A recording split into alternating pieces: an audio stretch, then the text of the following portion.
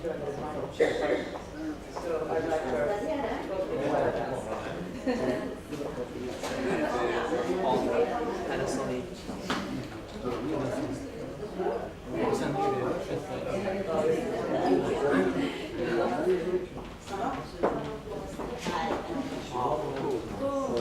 Men hur är det? Ja, det var en till kamera. Är det så?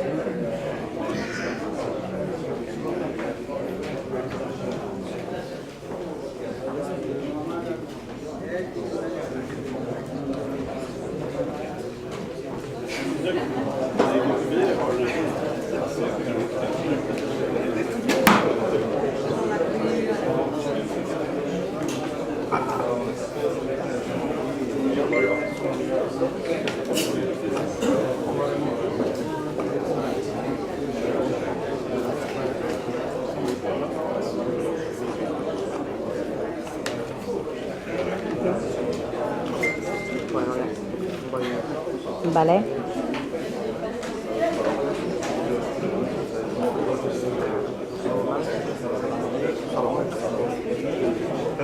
Hallå, hallå.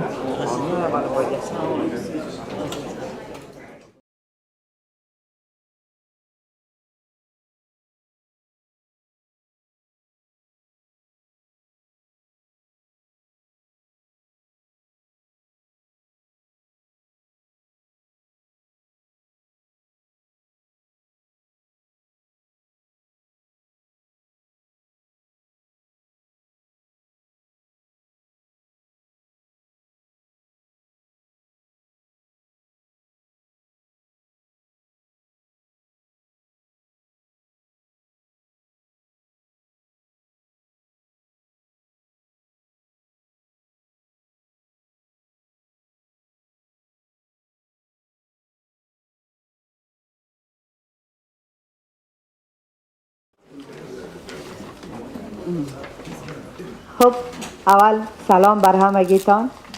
خوش هستم که همه دوستا و شما را میبینم. اسمم اسبوجمه است و یک کمی کمک امروز به کنفرانس میکنم. خوشحال هستم که افغانان با هم شیشتیم. خیر اغلاست. Welcome everyone to the conference today. I'm going to talk a little bit about in English because we have guests from other countries too. I will introduce the program, Mr. Weiss, the Jilzada, representative of Faroe, to start the program for today. It's on the phone.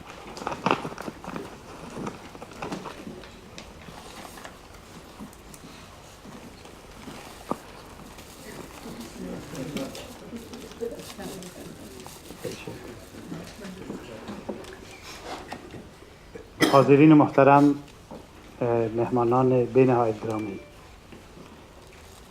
من بسیار خوشحال هستم که می‌بینم تعداد زیادی از دوستا از کشورهای مختلف زحمت کشیدن، قدم رنجه کردن و خواستن که در جلسه سالانه فرو که در ارتباط بحران پناهندگی در اروپا و موج پناهجویی افغان‌ها مخصوصا در سال 2015 صورت میگیره و واقعا این برای ما که مسئولیت برگزاری پروگرام داشتم بسیار قابل افتخار است. چون فرو اولین بار است که در سویدن یک پروگرام دایر کرده، متاسفانه تجربه کافی در این رابطه در کشور سویدن وجود نداشته و به یقین کمبودهای خاص خود خواهد داشت، ولی خوشحال هستم که یک تعداد دوستای زیاد ما را کمک کردن، همکاری کردن و اگر این آشنایی و این همکاری از قبل ما باش آگاهی می‌داشتیم، به یقین پروگرام میتونست با شکوه‌تر از حال برگزار شود. در اینجا جا داره که من از مخصوصاً همکاری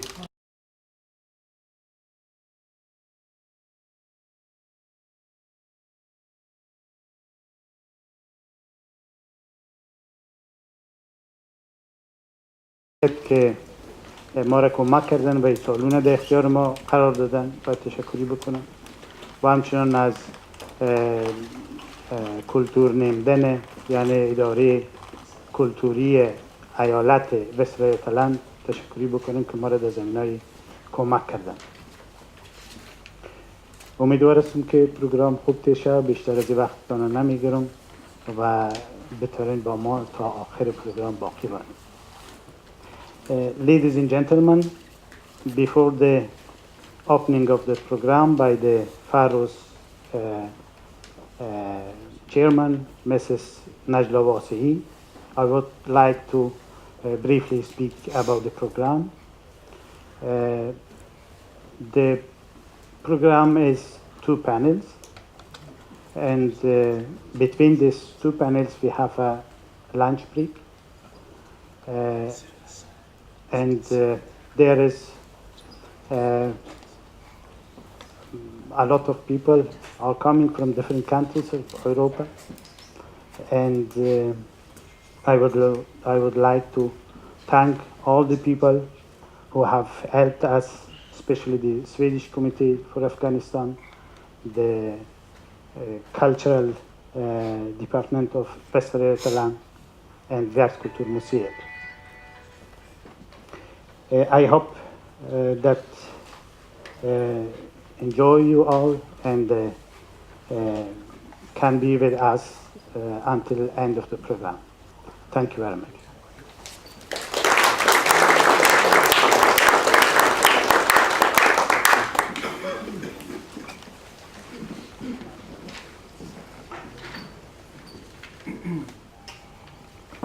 مثل همیشه یعنی چیزای تکنولوژی در وقتش خرابی میکنه. های چواز میای پیشتان خوشحال شدم.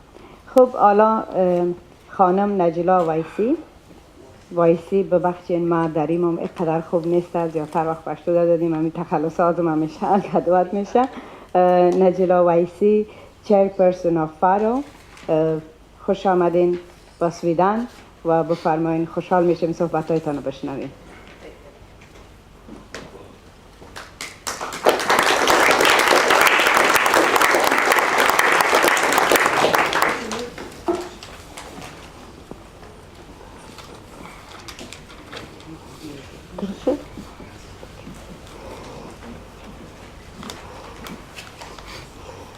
هموطنای نازنین، دوستان گرامی، میمانای عزیز،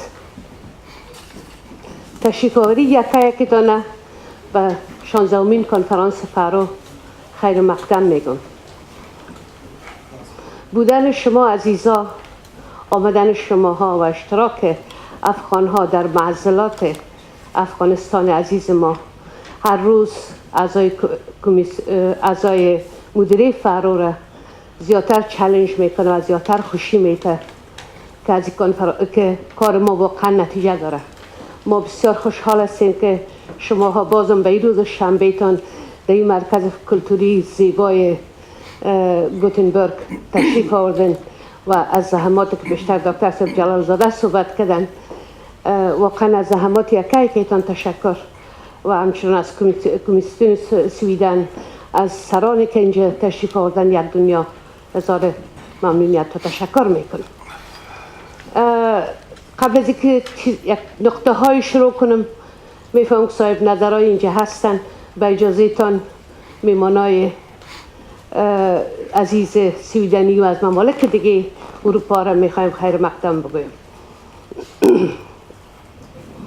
Dear friends, dear honored friends, dear human rights friends, thank you so much to being in our annual 16th annual conference of Federation of Afghan Refugee in Europe.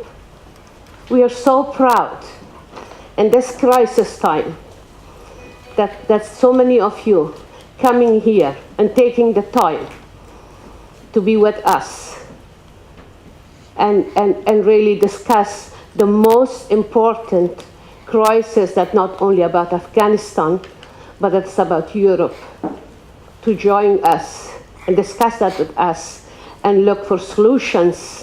The solution is very far away. The attitude of the European country and ignorance of the sorrow of so many Afghans do not recognize what's happened. Unfortunately, just this morning, my Vice President, Mr. Fakiri, just opened a page of internet, and I just heard yesterday about the Germany to send 40,000 Afghan refugees back home. Can you imagine? Without any preparation on this country. This morning, Mr. Fakiri, that later he will be very active with us, just showed me that England also deporting. The way that I'm coming from my hotel to here, I heard from an Afghan gentleman, but I don't remember his name, he just dropped us here. He just said that Sweden also started with deportation of these people. You know, I remember our before conferences that Europe actually promised Afghanistan, and we were so agree with that we will help Afghanistan with democratization. Faroe, on this year, with so many people, we start to talk about transitional justice. We felt ourselves as an equal partner to solve a world problem, to solve the Afghan problem. Solving the Afghan problem is not just in Afghanistan. I don't want to bother you with the situation how my country in this moment is. From 34 provinces of Afghanistan, 28 in this moment is unreachable because the war crime, because an unsafety, ladies and gentlemen. How can you deport these people back to my country? A country who is in this moment in fire of Taliban, Mujahideen, corruption regime. And the most important one, what we also damage in Europe with it, ISIS. I'm so sorry. You know how unprepared is to send these people back. How unprepared. Do you know, I just read in that German newspaper, that this 40,000 people, they sell everything that they have. They throw everything away. They even leave their family. They lost families there. Many of them, they just drown on the Mediterranean rivers, seas. You know all about it. How can you send these young people, between this 40,000 that I know, but I don't know what is about the 80,000 in England. Between this 40,000, there are children, there is widows. They are coming back to Kabul. There is helicopters, they come back to Kabul. And you know what? There is no houses, but there is well madrasa. There is no houses, but there is well the tent, the tent of Taliban, the tent of the ISIS.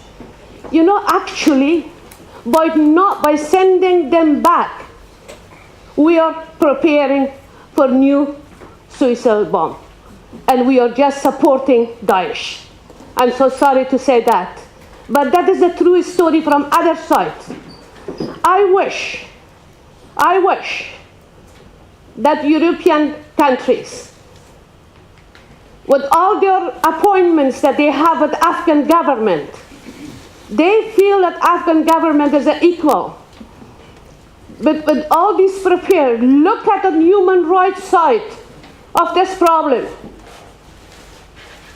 Look at the consequences of this. If the people goes and to take revenge on Europe, okay, they send us away. We don't have nothing. And they become Daesh and they come back. And they will always find their way to Greek and to Europe. They will always find their way back.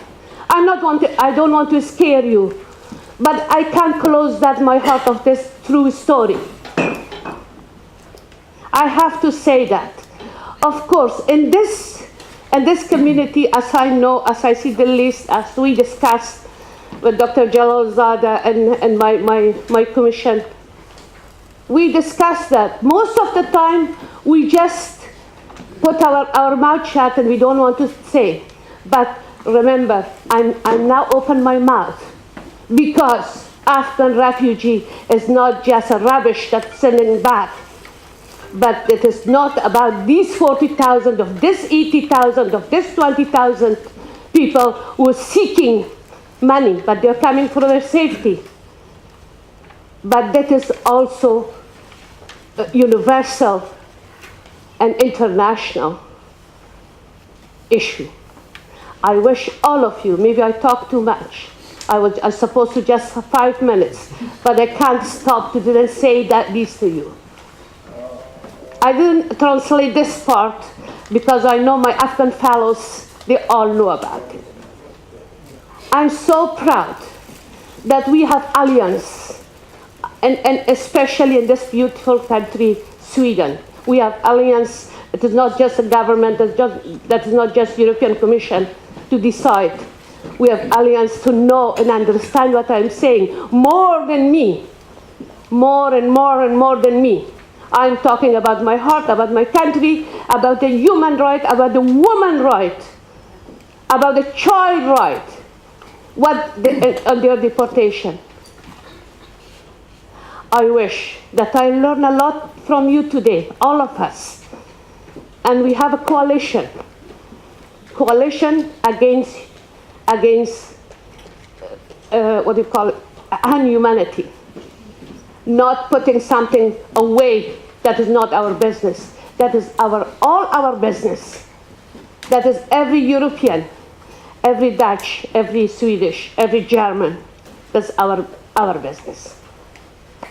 I thank you so much. I wish we learn from each other.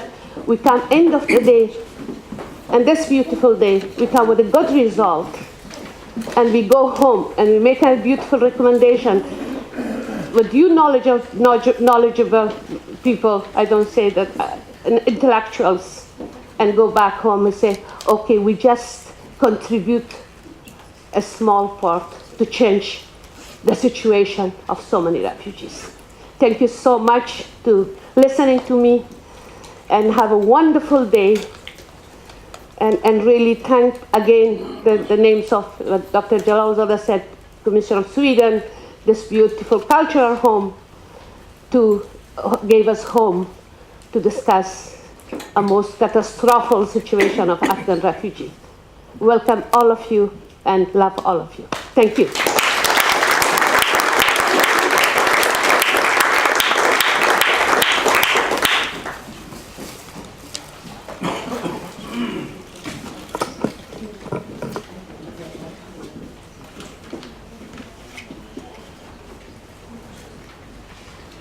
Hello.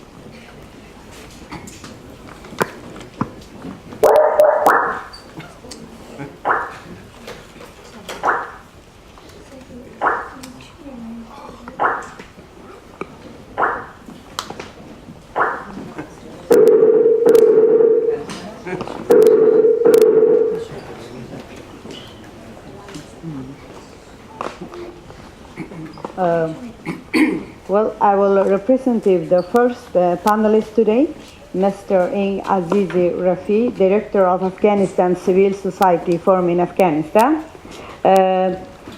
Sorry from his side, he could not come today, but he is with us in Skype, and he will talk about the project from Afghanistan and being with us online in Skype today.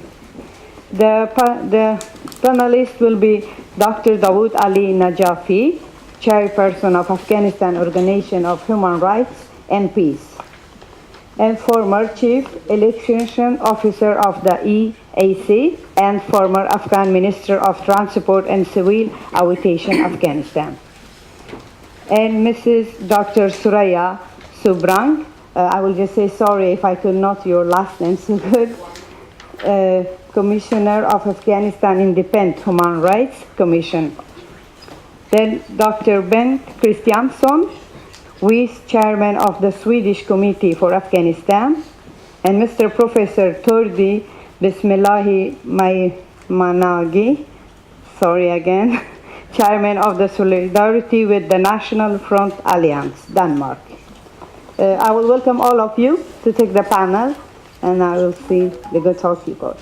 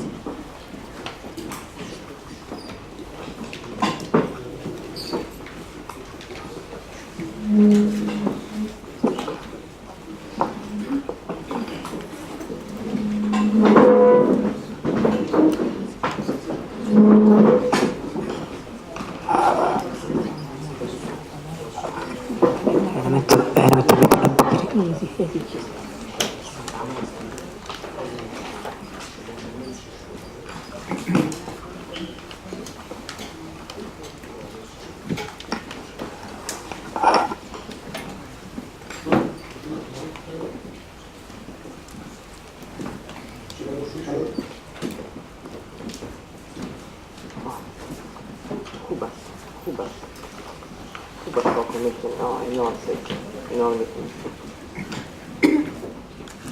Informing everybody of one week.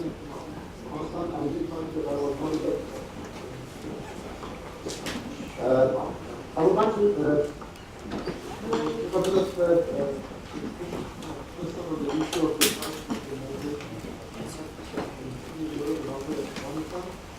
this research paper that we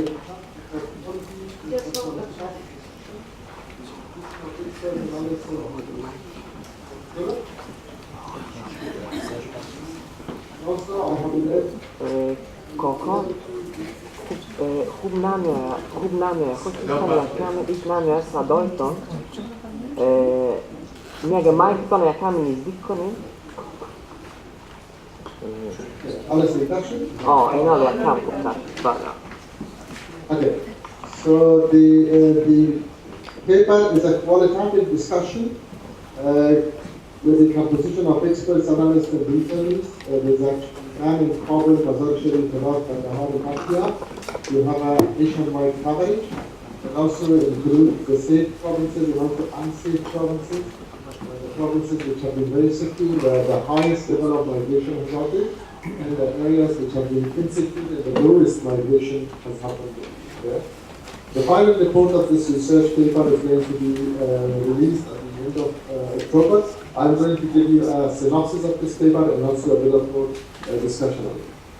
In brief, we will talk about why migration has happened, what did shape the new wave of migration, what is the reality and what is the propaganda. And then the third discussion subject is going to be the afterward challenges and risks. And the final one version will be the future precautions. Why migration has happened? The first item or the first issue within the migration has been the issue of safety and security. The second issue has been the political instability. And the third issue has been the future uncertainty. These three are connected with each other widely. Where it's amazing if you were to see to the northern provinces where security is much better. The highest number of migration has happened from the areas where safety or security has been better. We will talk about why this has happened so. Because one of the reasons that people has told is the status of understanding of life, the meaning of life, and prosperity in the life. While in insecure provinces, understanding of life in the world of life has been very low. For that reason, we will see it a bit later in the second slide. But I think these three are connected with each other. The political instability is very important because people believe that the government is not going to work, and the unworkability of the government has caused uncertainty of future wave of people. Then the fourth issue has been poverty and unemployment in capital trade.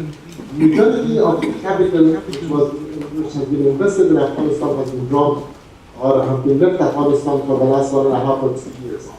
One of the reasons that the people have seen no future for themselves is because of the capital trade. And the other issue has been injustice and discrimination. Injustice and discrimination has been one of the most important issues, in fact, with the analysis, with the focus of the discussion that we have, because people believe that there is no social justice in Afghanistan. There is no justice at all. There is no criminal justice. People do not get any sort of punishment for whatever they do. And the culture of impunity has been extremely dominated the whole area. People do not even receive or get the basic justice from the government and from the law and from the order and from the institutions which was supposed to be provided.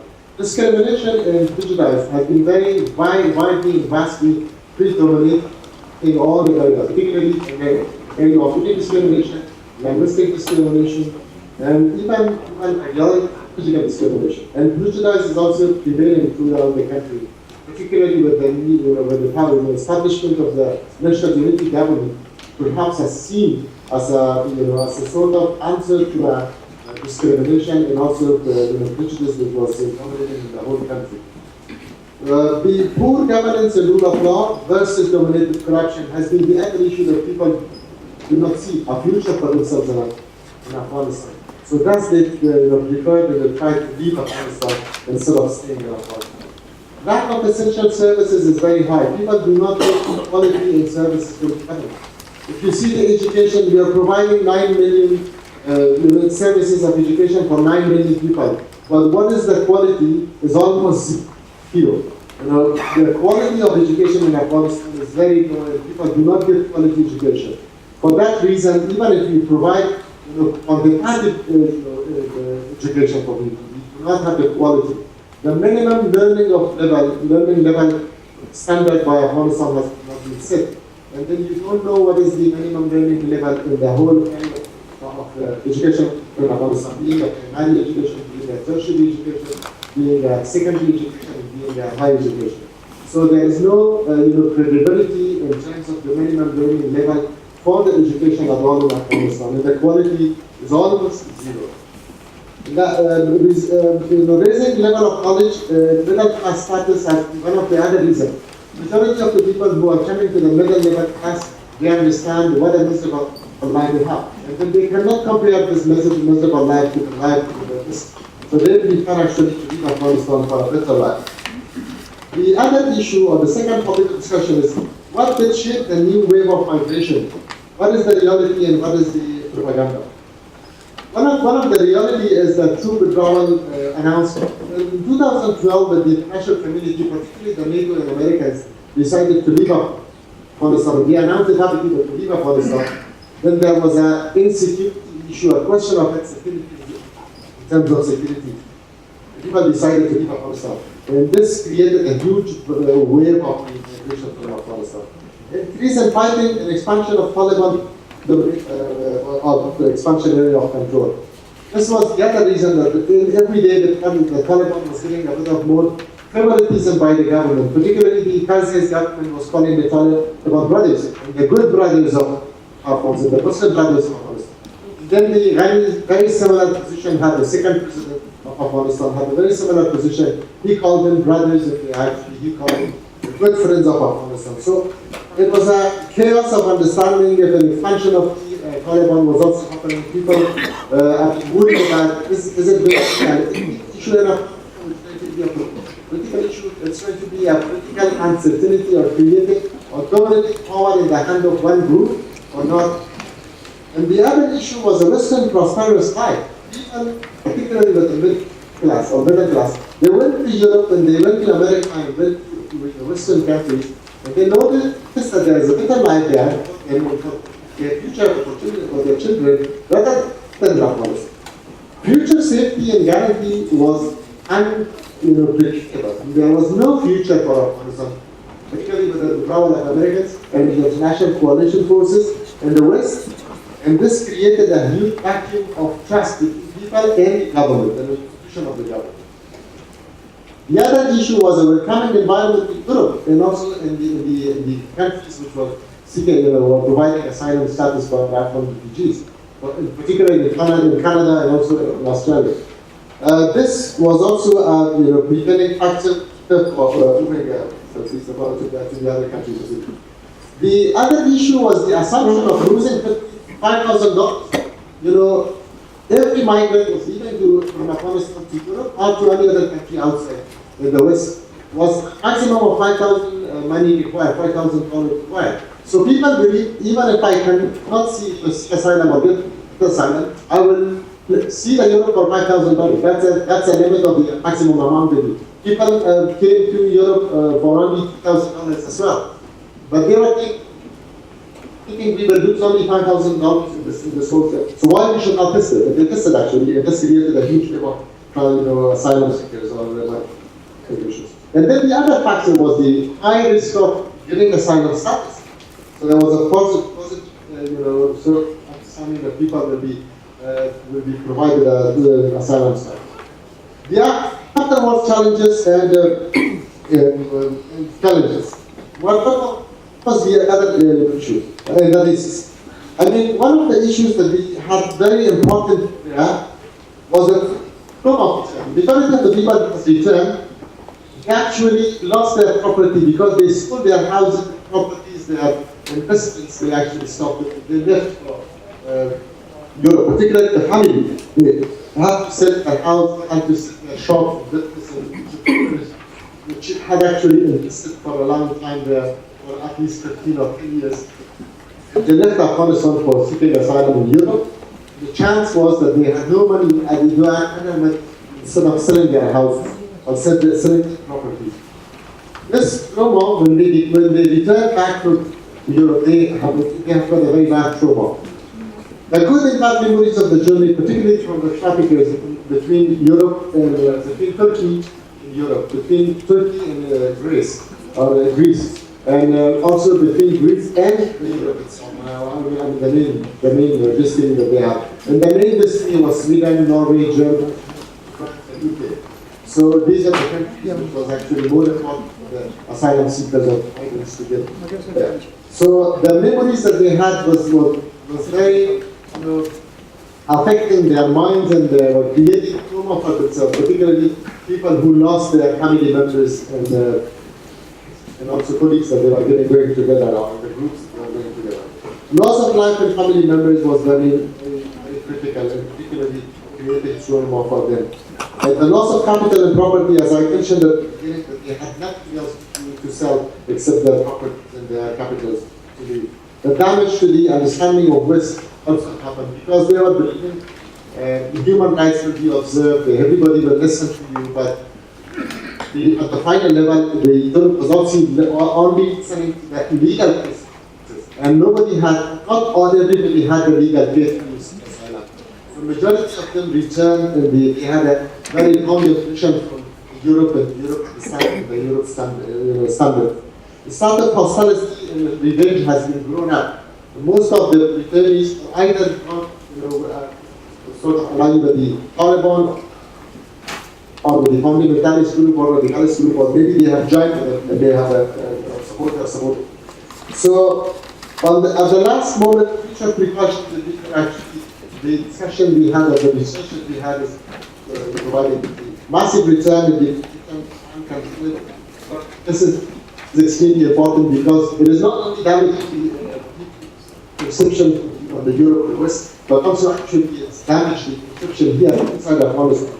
Because the mass return of people, being 100,000 people returned from Europe, and also 1 million from Pakistan, this will create a huge uncontrollable space for government as well as for the Western part. Investment in recruitment by the drug traffickers and religious radicals is very important. The majority of the people who have lost their property now getting back the status they had before. And that is not possible with the legal money. They have to do for illegal money. And this illegal money to bring them back the same status that they have, the drug money. Or the religious radicalists who are providing enough salary for them. They are providing more than $2,000 to $3,000 salary per month for the 5 years. And people would be ready to send their young boys and young people with the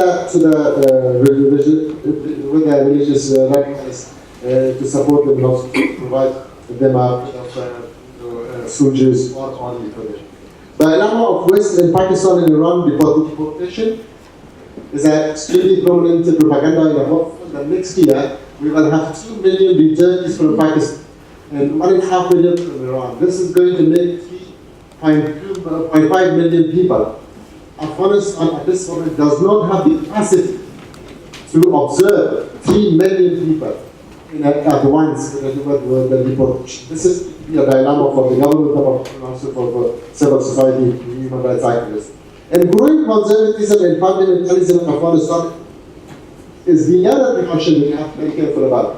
Because, as we noticed in the past 5 years or 6 years, with the chaos of the government creating this politicization of with the statements of the presidents of Afghanistan, former president and current president, recognition or giving a recognition to the Taliban as brothers, and having no dedication for the position or for the Taliban and insurgents, particularly with the IS and also with the Daesh group in Afghanistan.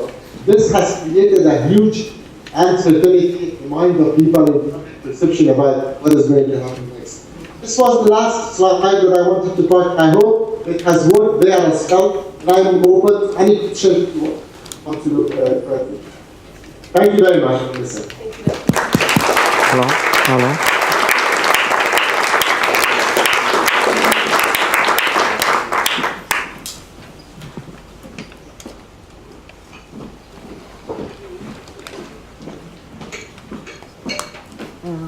Well, now the next panelist we have Mr. Dr. Dawood Ali Najafi, Chairperson of Afghanistan Organization for Human Rights.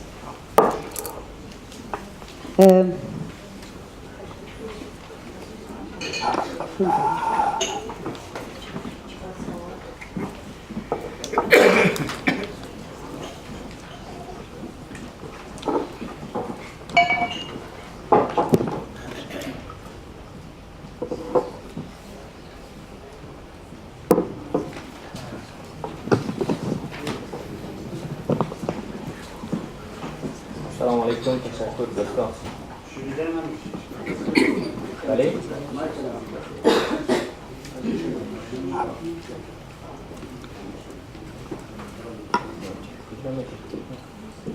بله؟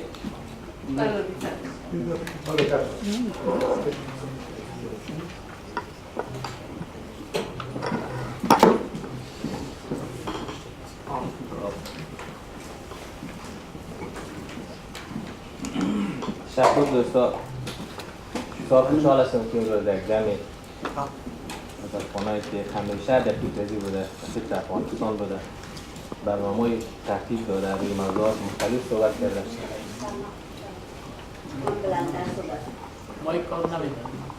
کار نمیکنه؟ شاید بیشتر باشه که ما بطور مایی که گوشتی رو بتون شد. میشه مایی که دیستم. سرم و کلام خوش نمید.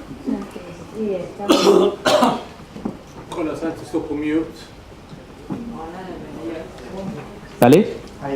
بله؟ خب.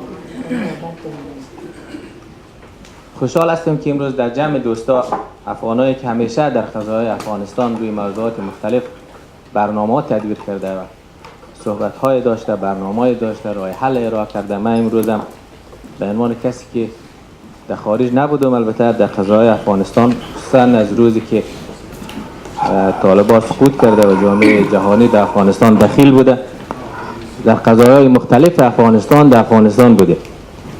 ما دو پریزنتیشن آماده کردیم، یکی برای کوتاه به انگلیسی است که برای دوستایی که البته اونا میخواید خارجی است و زبان ما و شما رو نمیفهمد، اخیر ارائه خواهد کردیم البته در یک بخش دیگه، و حالا هم صحبتم بیشتر در زبان خود ما خواهد بود. بحث سر از است که چرا جوانا و چرا از افغانستان فرار میکنه و چرا تعداد زیاد افغانای ما کشور را ترک میکنه. من فکر میکنم ما به عنوان کسی که مدتی در بخش های حقوق بشری کار کرده و از آغاز حکومت البته بعد از سقوط طالبان حکومت انتقالی موقت بعدم انتخابی در قضایا داخل بودیم، برداشتای خودم میخوایم خدمت شما عرض کنم. یک بخشش برمیگرده به دورانی که جامعه جهانی در افغانستان آمد و برخورد جامعه جهانی نسبت به قضایا در افغانستان و همچنین مسئولین خود افغانها که حکومت تشکیل دادن و مصروف حکومت داری بودن. این هر دو مسئله میتونه که در مهاجرت افغانها دخیل باشه. اگر ما متمرکز کنیم زیاد در سال 2015، در سال 2015 بله تعداد مهاجرت ها زیاد شد، ولی از او قبلتر هم تعداد افغان هایی که مهاجر بوده کم نبوده. و همچنین برمیگرده به یک تعداد افغان های ما اگر اینجا آمدن ولو مهاجر هم نبودن و ادارات مختلف دولتی کار میکردن، اونا هم به افغانستان بر نگشتن. من برداشت های از این موارد خدمت شما میخوایم عرض کنم. وقتی جامعه جهانی در افغانستان میآید که در اصل ایالات متحده امریکا و یک حکومت موقت تشکیل میشه و بعدا حکومت انتقالی، من در اولین روزها یادم است کسی به نام لخدار ابراهیمی که مسئول سازمان ملل متحد در افغانستان بود که او خود از اون مسئول تدبیر بون کنفرانس بود در افغانستان، من یادم است وقتی که ما به عنوان نمایندگان جامعه مدنی افغانستان با او ملاقات داشتیم و از او تقاضا کردیم که در شرایط فعلی اگه میخوایم در افغانستان یک صلح دائمی بیاید و جنگ گلمش از افغانستان جمع شود، بسیار مهم است که توجه شود سر صلح، که یک صلح دائمی در افغانستان بیاید. و صلح هم بدون عدالت اجتماعی نمیشه. یک نکته بسیار معروف است: no peace without justice. بحث ما بود که شما اگر سر صلح گپ میزنید باید عدالت اجتماعی را از بین از زیاد نبرید، باید عدالت انتقالی را از زیاد نبرید. این دو نکته بسیار مهم بود که ما از لخضر ابراهیمی تقاضا کردیم. جواب از او چی بود دوستا برای ما؟ جوابش بود که ما در افغانستان فعلا به صلح نیاز داریم، به عدالت نیاز نداریم، به عدالت انتقالی نیاز نداریم. ما امروز با اینمی جنگ سالارا کنار میاییم و افغانستان، امریکا و جامعه جهانی که در افغانستان آمده برای این نامده که افغانستان اعمار کنه، برای این نامده که افغانستان جور کنه، برای این نامده که بر شما شفاخانه بسازه. اینا اهداف خود داشته. بر فعلا القاعده را، طالبان را ما زدیم، القاعده را هم زدیم و اونو بر ما مهم است و یکی در افغانستان صلح بیا نیست. ببینید نکته از کجا شروع میشه. نکته یعنی خشت اول گرنهت معمار کچ تا سریا میرود دیوار کچ. روز اول خشت بنا کج گذاشته شده و اون توسط نماینده‌ای که ادعای از دیر داشت که ما در افغانستان صلح میاریم. اینا رو ببینید، وقتی که از روز اول کس به این باور نباشه که در افغانستان صلح بیاد، در کجا صلح میاد؟ این برخوردش بود. بعداً ببینید ما در کنفرانسی که به خاطر تأسیس کمیسیون حقوق بشر بود، نماینده کمیسیون حقوق بشر هم اینجا تشریف داره، ما بحث کردیم که بدون عدالت انتقالی، بدون از اینکه یک کسایی که در افغانستان جرم کرده، جرایم زیاد را مرتکب شده، تا اینا رو به محاکمه نکشاندیم، در افغانستان صلح نمیاد. ما بحث کردیم که سعی کنید جامعه جهانی، ملل متحد، در اصل امریکا وقتی که شما در افغانستان آمدین، در افغانستان ببینید عقده ها طوری متراکم شده، ظلم طوری در کشور شده که اگر این کسایی که مرتکب ظلم شده، ما باید یک تحقیقات را پیش ببریم. تحقیقات ما سبب از این شود که ما یا را مسئول بدانیم، بعد این برمیگرده به ملت افغانستان. این ملت بزرگوار یا را معاف میکنه یا تقاضا میکنه که یا به محاکمه کشانده شود. ما این تقاضا را از جامعه جهانی کردیم و در رأسش از وقتی گفتیم کمیسیون حقوق بشر هم تشکیل میشه، یکی از وظایف کمیسیون حقوق بشر است که بیانیه جرایمی را که در گذشته صورت گرفته باید تحقیقات کنیم. ما به عنوان یک انجویی که در البته جامعه مدنی در کنار کمیسیون حقوق بشر ما این کار کردیم. ما نماینده محکمه جنایتکارای جنگی، فوکل پاین محکمه جنایتکارای جنگی در افغانستان بودیم. ما پروسه را مستندسازی کردیم، دادیم به دولت افغانستان، دادیم به محکمه حق ده حاله. گفتیم حالا شما کمک کنید که این موضوعاتی که تا در افغانستان حل نشده، در افغانستان صلح نمیاد. روزای اول وقتی که طالبان سقوط کرده بود، این زمینه بسیار آسان بود. شما باور کنید که ما وقتی که در رابطه با یک نقض حقوق بشر یک راپور را ترتیب میدادیم، تمام این کسایی که به نحو از آنها در جرایم در افغانستان دستش جنگ سالارا، هر کدامش زنگ میزد که دمو راپور نام ما هست یا نیست. ما بر جامعه جهانی تاکید کردیم که اینا یعنی جنایتکارا هم اونمو پشتوانه خارجی خزدیست داده فعلا و هم خودش با این موجی که در افغانستان آمده دیگه توان نظر نداره که در برابر استاد شوه و قضیه را مختل کنه. وقتش است که باید به قضایا برخورد شود. پس معلوم است که جامعه جهانی از روز اول در رابطه با قضاهای افغانستان، در رابطه با صلح، تامین عدالت اجتماعی سهلنگاری کرد. این سهلنگاری سبب شد که تمام او کسایی که در گذشته جنایت را مرتکب شده بود، اونا جری شدند. اونا دیدن که هیچ کسی نیست از ما سوال کنه. اونا دیدن اون کسایی که به اصطلاح عزیزانشان را از دست داده بود، وقتی که ما با اونا مصاحبه میکردیم، ما حالی گفتن نمیتونیم، به خاطر از اینکه هنوز امیناد قدرت است. من براتون مثال میزنم. ما در انتخابات بودیم، در یک بخش خیلی تخلف شده بود. ما وقتی این افشا کردیم، نماینده سازمان ملل متحد میگه نه نکن که تو میکشه. به خاطر اگر تو افشا میکنی ما میایم یک پسته آیصاف در اطراف خانیت میزنیم. ما گفتیم نه، ما در جامعه افغانستان زندگی میکنیم، به پستی آیسف هم نیاز نداریم و با آقای فیلیپو گراندی نامش میگیریم. در اون زمان بود شما در شرایط فعلی باید آمدین که نظارت کنید که شفافیت تامین شود. برای این نامدین که شما فقط قضایا را به اصطلاح به شکل ماسمالی که دست قضایا بگذارید. این علت برخورد جامعه جهانی است در افغانستان. وقتی که جامعه جهانی آمد، باز حکومتی که به وجود آمد در نتیجه کنفرانس بون یک حکومت موقت بود. بعد از حکومت موقت یک حکومت انتقالی بود که زیاد سرزنه می‌کردیم و حکومت انتقالی منجر به یک حکومت انتخابی شد. در حکومت انتخابی هم خیلی فرصت ها بود که باید سرش تمرکز میشد. سر صلح باید تمرکز میشد. طالبان که افغانستان ترک کرده بود، تمام مسائل دیگه اینا تمرکز میشد که متاسفانه تمرکز نشد. در حکومت انتخابی دور اولم تمرکز نشد. بحث دوم، ما اینجا دلایل مختلف را به شکل بسیار اختصار خدمت شما میگم که چی سبب شده که یک ناامیدی است. در 2015 تعداد زیاد افغانای ما که بیرون آمده بحث ناامیدی است. هر کشور، هر ملتی که در رابطه با آیندهش ناامید شده، او دیگه نمیتونه در اونجا تاب بیاره، نمیتونه اونجا باشه. چرا ناامیدی؟ به دلیل از اینکه بعد از 14 سال میبینه که با خرج شدن میلیاردها دلار در افغانستان نه صلح تامین شد، نه شغل پیدا شد، نه علیه فساد مبارزه شد، نه شعارهایی را که سردمدارای حکومت میداد، سردمدارای جامعه جهانی میداد، این شعارها هم تطبیق نشد. چی میشه؟ تبدیل به ناامیدی میشه.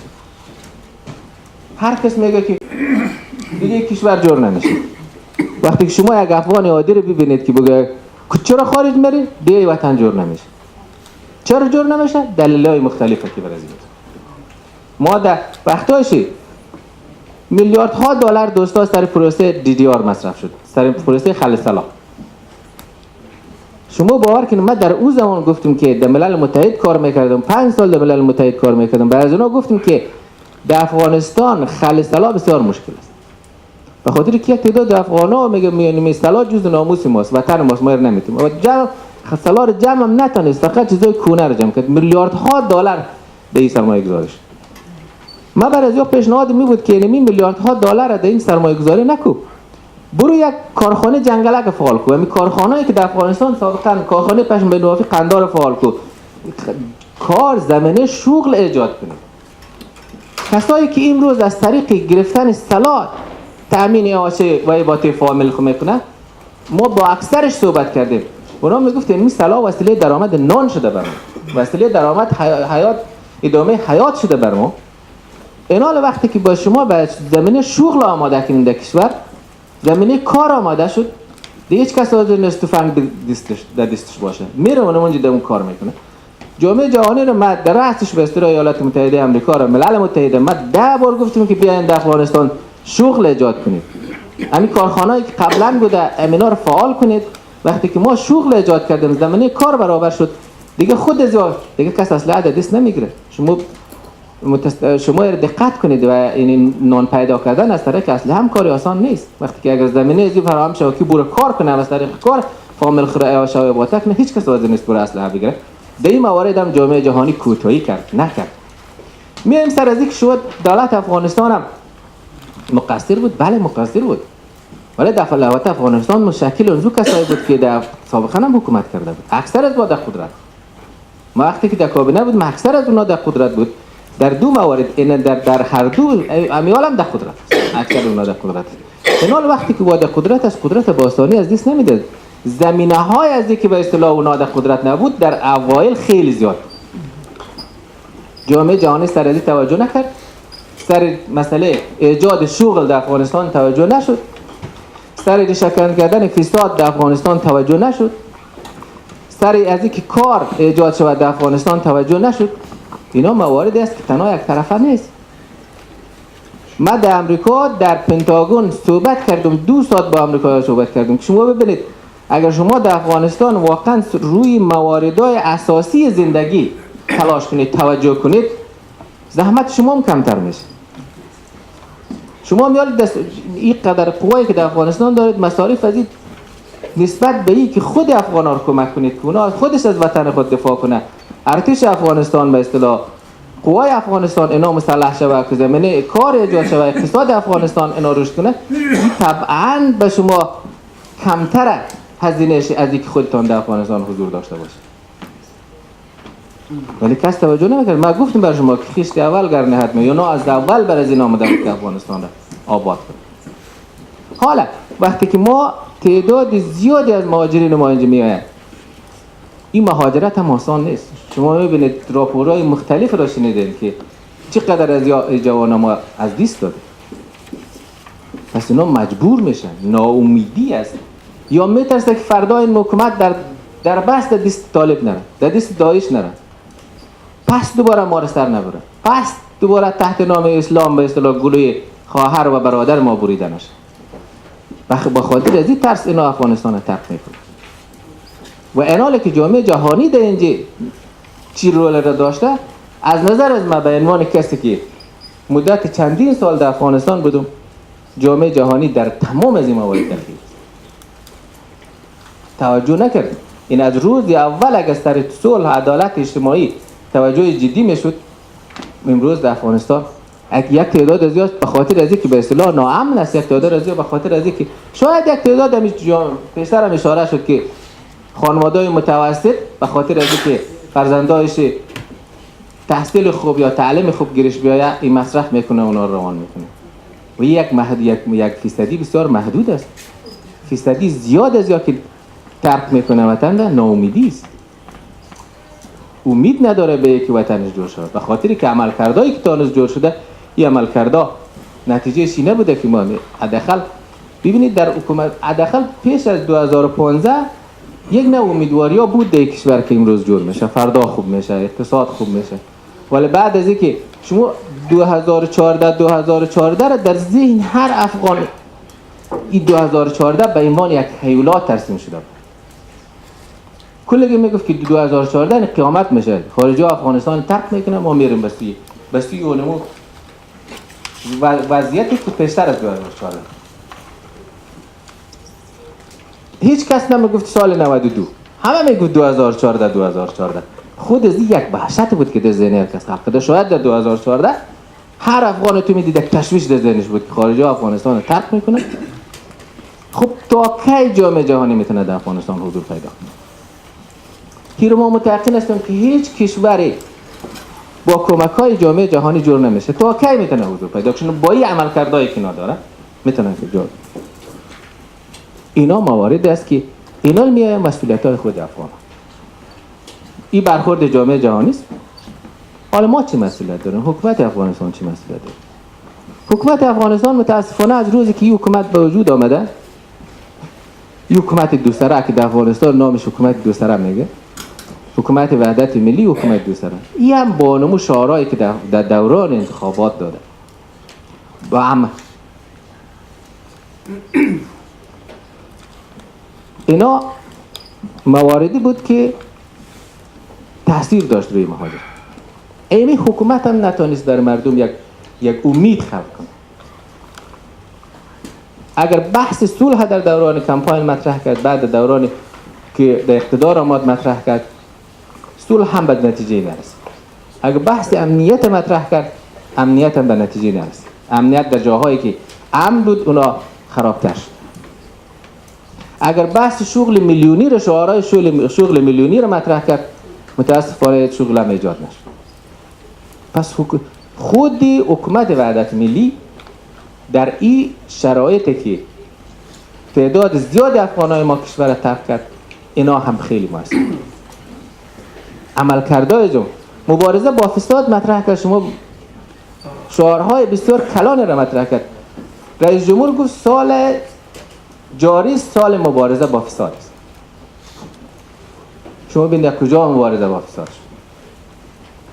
بحث کابل وانگ هنوز لایم حل نشد.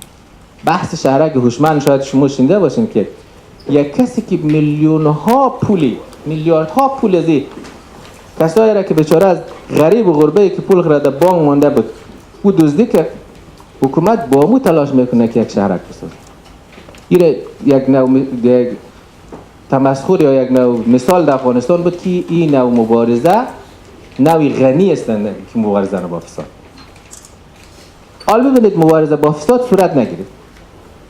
اگر صورت هم بگیره مهره‌های کلان فساد را توان نداره علیش مبارزه. شاید کسایی را علیش مبارزه کنه که غریب باشه. این هم بحث مبارزه با فساد. شغل تا هنوز هیچ شغل در این رابطه ایجاد نشد. وعده های بسیار کلان داده شد و این وعده ها عملی نشد. پس خود از سبب از این میشه که جوانای ما مایوس شده و به آینده امید نداشته باشه افغانستان ترک کنه. چون از من تقاضا داشته که کوتاه در انگلیسی هم بگم. I had a very lengthy discussion in Persian, but I want to brief in English. I have told my friend that the most important point in Afghanistan is why youth people fleeing Afghanistan. It depends on the situation of Afghanistan. It depends on the behavior of international community in Afghanistan. It depends on the behavior of international community with the process, with the peace process, with the transitional justice, with the human rights process. I remember when the first time the representative of the United Nations came to Afghanistan, and after Boone Agreement, his name is Lakhdar Ibrahimi, I as a representative of civil society and come and meet with him and ask him, this is very suitable time to discuss, to work on the peace process of Afghanistan, especially on the permanent peace process in the country. I asked the Lakhdar Ibrahimi that there is very famous that no peace without justice. If you want to work on a peace process in country, it's not possible to implement the peace without justice. But what he said to me that in Afghanistan we will change these famous things. In Afghanistan we need only peace. We want to sign peace with warlords. Later on we can implement justice. Later on we can work on the transitional justice.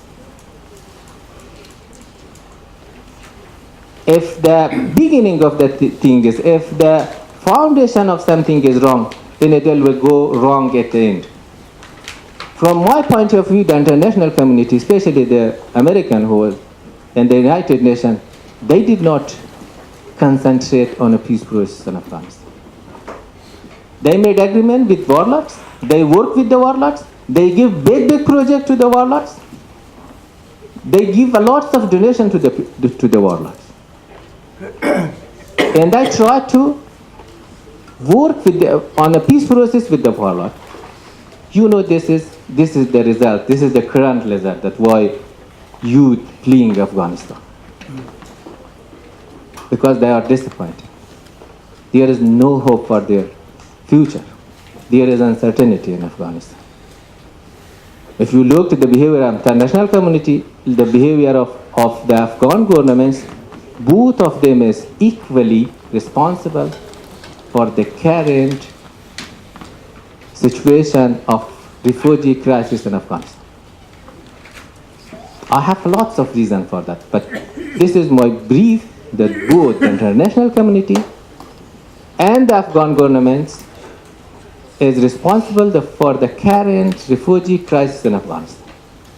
Now it's the responsibility of both international community in the Afghan government. If you want to stop this process, if you want to at least lead the process, they should work together. Thank you very much.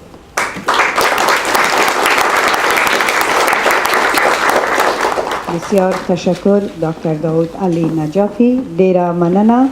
We will say thanks to Dr. Ali Najafi. Our next panelist will be Mrs. Dr. Suraya Sogran, Commissioner of Afghanistan Independence Human Rights.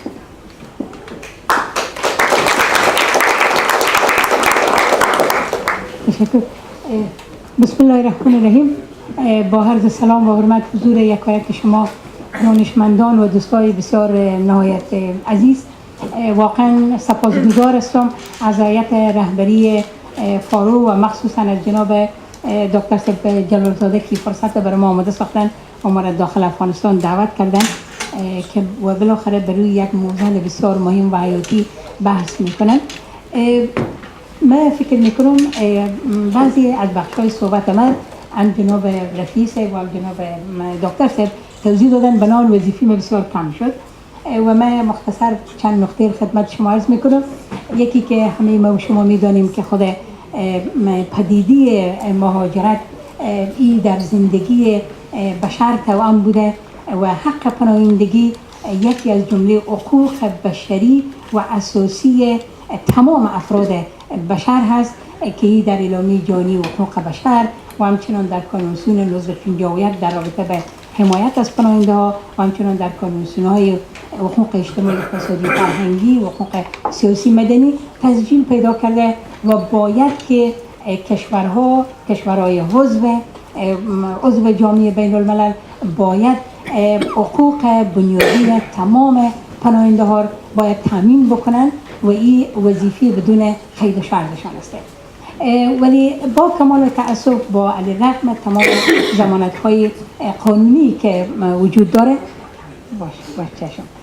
ضمانت‌های قانونی که وجود داره متاسفانه امروز مهاجرین و همچنان پناهنده ها با مشکلات بسیار حدیدی مواجه هستند در تمام دنیا، در هر جایی که اینا مهاجر هستند و بحث ما بیشتر در رابطه به افغانای خود ما هستند که میفهمین افغانستان یک کشور مهاجر ساز نیست بلکه ما مهاجر فرست هستیم، ما مهاجر روان میکنیم ولی ما مهاجر نساختیم که این بحثی که بعداً من خدمت شما عرض میکنم. بنان و امروز به اساس احصایی که ما داریم 6.7 میلیون افغان امروز در بیرون افغانستان راجستر شدن، یعنی مهاجرن و به عنوان پناهنده و متاسفانه 2.6 میلیونش در دو کشور همسایه حضور دارند که با یک وضعیت کاملا غیر انسانی، یعنی با تهدیدات بسیار شدید، با توهین، با تعقیب تمام حقوق بشریشان نقض میشه و اینا یکی از این مسائلی که بیشتر باعث اینمی مهاجرت و این موج جدید مهاجرت در اروپا شده اینمیه که بازگشت اجباری اینمی مهاجرین و پناهنده های ما در دو کشور همسایه هست. شما میدانید که یک و این به دو شیوه صورت میگیره. یک شیوه که اینا برای مامورین امنیتی سرمرز که هست اینا رو به شکل بسیار بیرحمانه با توهین، با شکنجه بیشتر وقتا اینا رو به داخل اردوگاه ها انتقال میدن، توقیفگاه ها و بعدا از خانواده هاشون اینا رو جدا میکنن و ما همیشه کمیسیون حقوق بشر ما در این قسمت گزارشات تهیه کردیم و اینا رو بالاخره اینا رو رد مرز میکنن و به کوچ اجباری اینا رو مجبور میسازن و یک بخش دیگه چی هست که اینا یعنی غیر مستقیم ضرب الاجل تعیین میکنن، شرایط و محدودیت های برشان وضع میکنن در قسمت درسشان، در قسمت تحصیل، کار، شغل، حتی جایی که اینا باید زندگی بکنن. بنابراین این خودش باعث میشه که بالاخره تعداد زیادی از همشهریای ما و شما مجبور به بازگشت بشن. شما ببینین امروز 4.4% نفوس افغانستان شهروندای ما و شما بیجا شده ها تشکیل میدن که ما همیشه آمار و ارقام میدیم ولی در رابطه با وضعیت این بیجا شده های داخلی کسی صحبت نمیکنه، نه جامعه بین المللی و نه دولت افغانستان در یک قسمت از وضعیتشان گزارش میدن و مسئولیت میگیرن. بنابراین یکی بازگشت کننده های اجباری هستن، بالاخره عودت به وطن کردن، عودت کننده هستن و یکی هم بیجا شده های داخلی هستن که بسیار یک موضوع بسیار مهم است.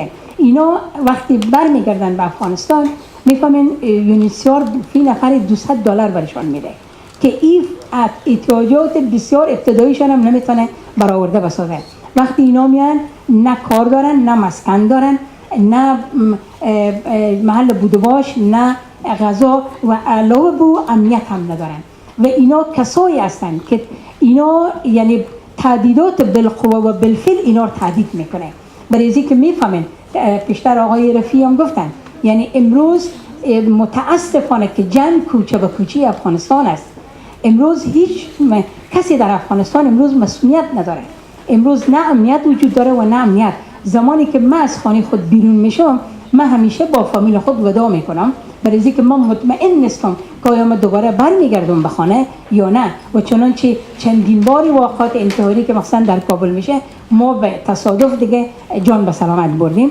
به هر صورت و ببینیم که آسیب پذیرترین اقشار یا جمعیت اینمی عودت کننده ها هستند، بیجا شده های داخلی هستند که امروز قریه و قصبات خود مجبور بودن به علت امنیتی که وجود داره و بسیار حاکمن امروز به دست طالب و داعش و مخالفین مسلح دولت هستند یا جنگ سالار میگیم، هر چی که نامشان میمانیم. بالاخره اینا یک مشکل دیگه که ایجاد شده، اینا بیشتر در شهرهای کلان ساکن شدن که این خودش میفهمن که باز این تبعات بسیار بد دیگه داره که امروز ما فرهنگ شهرنشینی را اصلا فراموش کردیم و اینا وقتی میاین از روستاها، از جایی که میان امروز مثلا در کابل شما ببینین، به هر صورتی بخش بسیار کلانیه که باید بروی ازی صحبت بشه. این مسئله هم اینا باعث شدن. بنان امروز نسبت به سال 2009 تقریبا 4.5 برابر شده تعداد بیجا شده ها که خودش اینا از حق تحصیل محرومن، از تعلیم محروم هستن و اینا تومی قاچاقبرا میشن و از اینا هستن که امروز سربازگیری میکنه طالب و داعش و غیره از این. و حتی امروز اونم یک تحقیقی که من خودم انجام دادم در رابطه به پدیده بسیار بد بچه بازی در افغانستان، این بیشتر اینمی طفلای بیجا شده هستن که اینا تومی قاچاقبرا میشن، بچه بازا میشن، حتی اینا گرده هایشان کشیده میشه، قاچاق میشه، ولی به هر صورت برای مسائل بسیار بد تجاوزات جنسی، سوء استفاده جنسی از اینا استفاده میکنن. اینا بسیار آسیب پذیر هستن و با کمال تأسف که اگر تا فردا صبح من صحبت بکنم درد و رنج از اونها یک شمیر نمیتونم به خدمت شما بیان بکنم. این مسائل باعث شده که امروز موج جدید شما شاهد هستین و این موج جدید مهاجرت این باز دو ویژگی خاص داره. یک مسئله که بسیار گسترده هست و دوم از که بیشتر جوانای تحصیل کرده ما امروز به خارج میان که این میفهمین یک نگرانی بسیار و یک فاجعه میتونیم بگوییم، برای اینکه این تحصیل کرده ها ستون فقرات کشور هستند و امروز ما به نیروی تحصیل کرده جوان این کشور تکه تکه و درمانده که امروز هیچ چیز نداریم ضرورت داره. ولی این وقتی اینو میان شما ببینید همه میان به خارج، پس به افغانستان کی میمانه؟ امروز باید اونمو بچه جنگ سالار بیایه، هم وزیر بشه، هم وکیل بشه و همه چیز بشه که امکانات هم داره. وقتی تحصیل کرده های ما هم افغانستانه و اگر این معار نشه واقعا فاجعه آمیز است.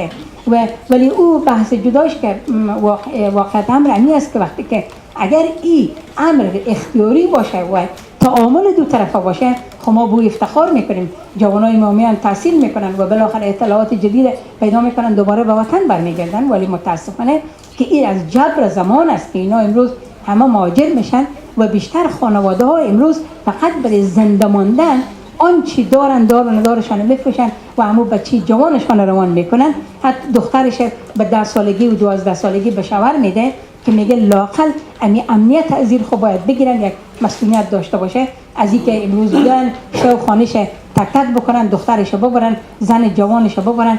حتی کسی که 2 زن داشته به جلال آباد آمدن، زنش گفته که این 2 زن داره، باید یک شما باید برای رفیق همه نکاح بکنین. شما ببینین که اون فاجعه در کجا هست.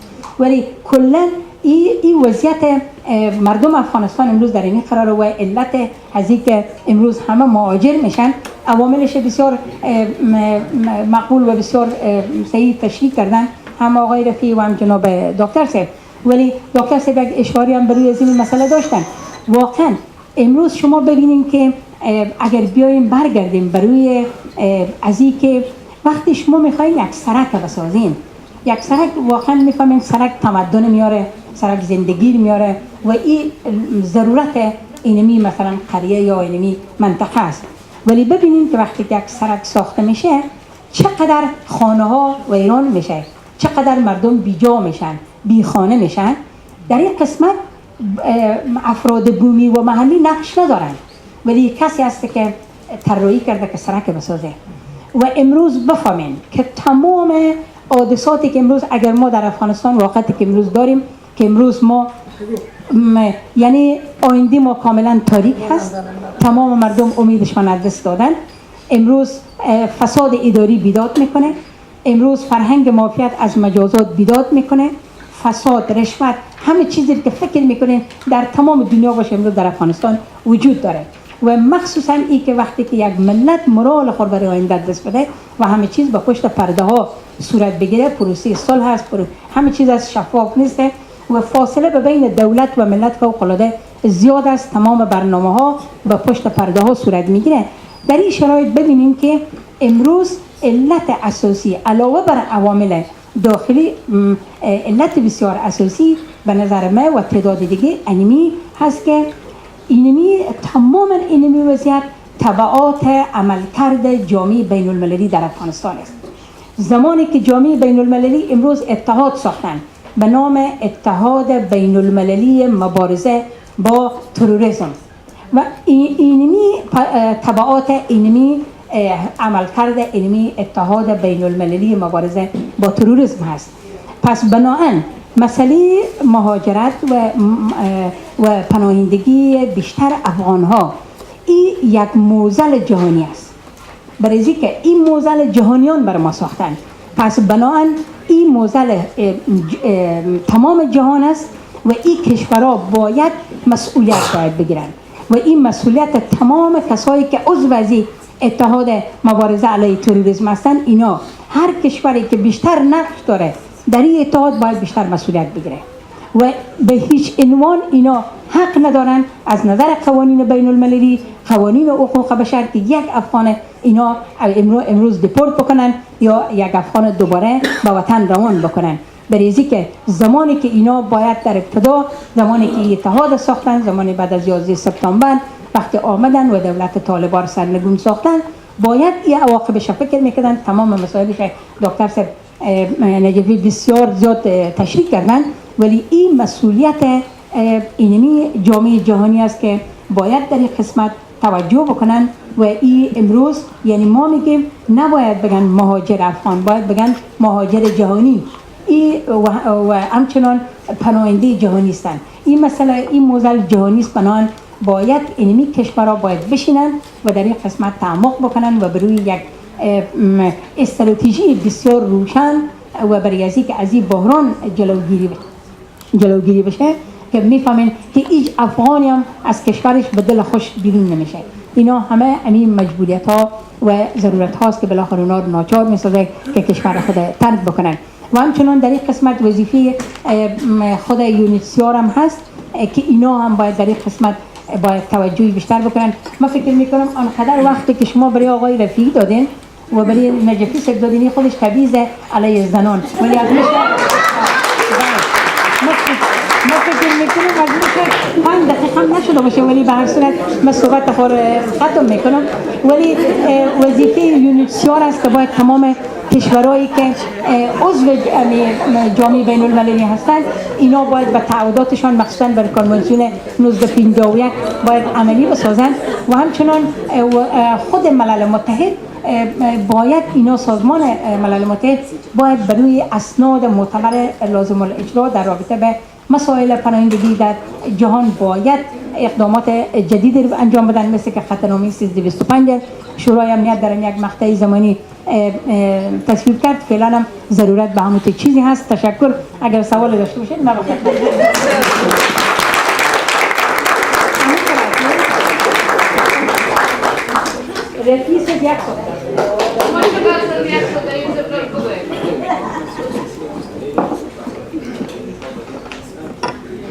بسیار تشکر سرایا سوبران دیره هم مننه تاسو نه. Now we have your name. Faroe will talk talking to us in English. Everything what Soraya told us in Dari. So we will be happy that she can translate it in English, that our guests could understand that too. I think it was very easy. Yes. سلام، اسم من فارغه است. یکم بسیار خوش شدم از دیدنتان. دكتور سابيا كامتي سوبات كان والما كوشش كديم أمو خلاصة. My name is Faroe and I just tried to catch briefly what she said, so I will tell in English. The world refugee and asylum seeking is the right of every human being, and member countries should provide all necessary needs from asylum seekers in their country. But unfortunately, refugees, not only Afghans, but all refugees have a lot of problems when they come abroad. 6.7, we have 6.7 million Afghan refugees around the world, and we have 2.6 million refugees in two neighboring countries, Iran and Pakistan. And unfortunately, in these two neighboring countries, they get less respect as a refugee. And also in these two neighboring countries, Afghan refugees are forced and deported in a very disrespect way, as well as they give them a tight deadline, so they have no option rather than leaving the country. 4.4 million are IDPs, internally displaced persons in Afghanistan, who left their homes because of internal war in different provinces, and UNHCR gave them only $2,000 per person when they return from $200 per person when they return from any neighboring country like Iran and Pakistan, especially Pakistan, which is very less. I personally say goodbye to my family when I leave home, because I have I'm not confident if I will come back alive or not. I'm personally witness of many suicide attacks, which I safely passed, and also Taliban and opposition are now spread to even cities, also Kabul. Now, as if we compare 2016 to 2009, 4.9% IDPs has been increased in the cities because of war in provinces. I personally did a research on Bachabazi, which literally means dancing boys, and child trafficking in Afghanistan. Most of them are these IDPs which were forced to leave their hometowns because of war. Unfortunately, most educated and new generation are leaving their country because they want to save their life. And so I'm telling for those, if they are leaving their country, who will be left in Afghanistan? Sons of those warlords will come back to power.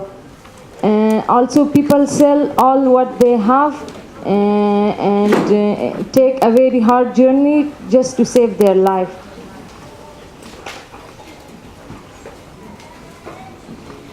Bribe, corruption, and many other issues are on their top in Afghanistan. And also, from my point of view, the main reason behind the refugee crisis is the lack of security. So I'm saying that all member countries should be responsible for refugees. They have no right to deport Afghans, not only Afghans, but any refugee who come to their country. They should think about deporting before signing the agreement. All member countries should sit together and find a solution for this. Thank you so much for your helping. Now we will welcome Dr. Bank. What's the funny thing happening towards the end? Everyone laughed, but we didn't dance. Oh, yeah. Okay. Well, I was just. Please tell. Well, we had Mr. Weiss who come maybe to say that you have a little time. Then she said, okay, it is the, how could I say that? Could I say it in Swedish to you? Det var nästan som att säga, aha, det var kvinnliga reagerat för att jag är kvinnlig och de två andra manliga har fått tid, men jag skulle få mindre tid än detta. Så blev det bara en så. Yes. Now we were welcoming Dr. Bengt Christiansson, Vice Chairman of the Swedish Committee for Afghanistan. Yes, sir. Ladies and gentlemen, I will speak in English. And I apologize if I repeat what I have not understood that the previous speakers already have mentioned. And to the organizers, thank you for inviting me and SEA to this important conference. SEA is, as you certainly know, an NGO, and our work is based on 3 pillars in Afghanistan: service delivery, advocacy, and capacity development. And our target group is the rural population, especially children, women, and people with disability. We have inside Afghanistan more than 5,000 employees serving to support the Afghan people with to reduce poverty and to develop the country and facilitate their rights to materialize. And as an organization, our focus is entirely on Afghans in Afghanistan, not outside. But we have 4,500 members in Sweden who extensively engage in the issues related to Afghans in Sweden.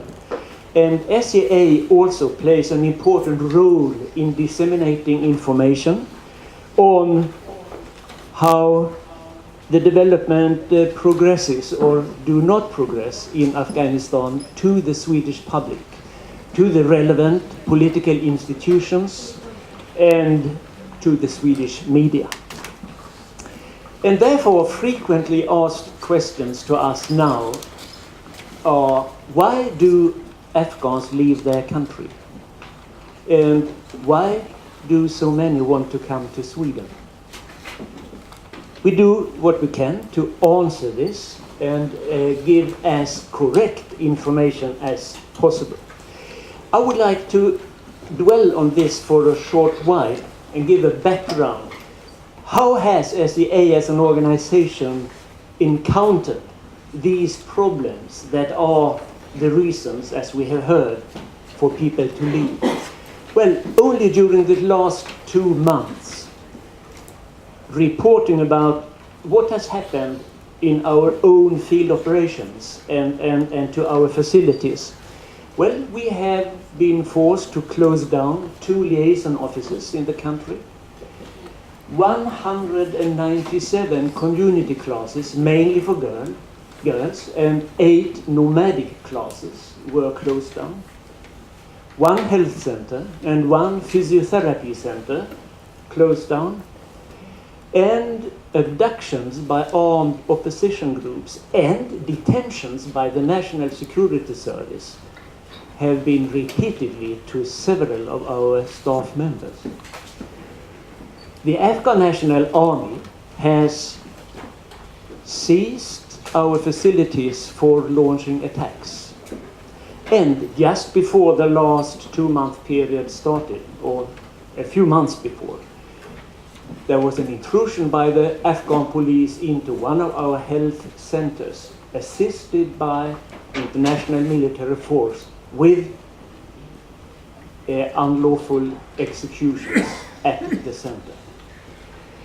With this as a background, I will now rather refer to reports, documents, publications on the theme, why do people leave Afghanistan and why do they come to Sweden?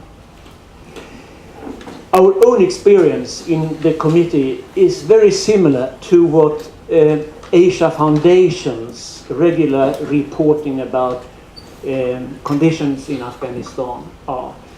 For the 2015 survey that recently was published, they documented a deteriorating national mood, concern over insecurity, and struggling economy.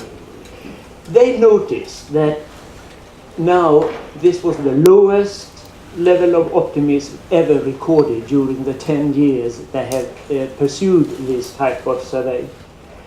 An unemployment rate in many parts of the country at 70% in the young age groups. More than 2 out of 3 citizens reported fear for their personal safety. 1 out of 5 had personal experience of violence. And as the previous speakers also mentioned, there's very low trust in the government, whether national or local, and very low trust in the whole judiciary, courts and police. So in addition to these conditions inside Afghanistan, both Pakistan and Iran has toughened their policies recently.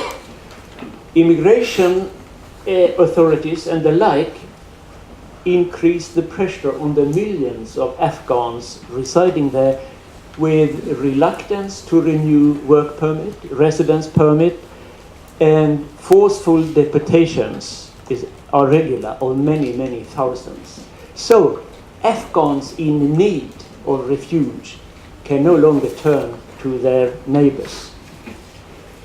The result is that for 2015, 213,000 Afghans reached Europe. Out of them, 41,500 reached Sweden.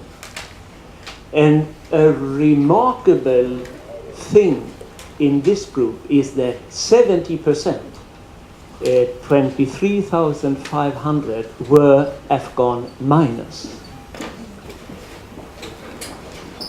And as children make up a very important target group for the Swedish committee, I will now switch a little bit and keep focus on the unaccompanied minors from Afghanistan to Sweden.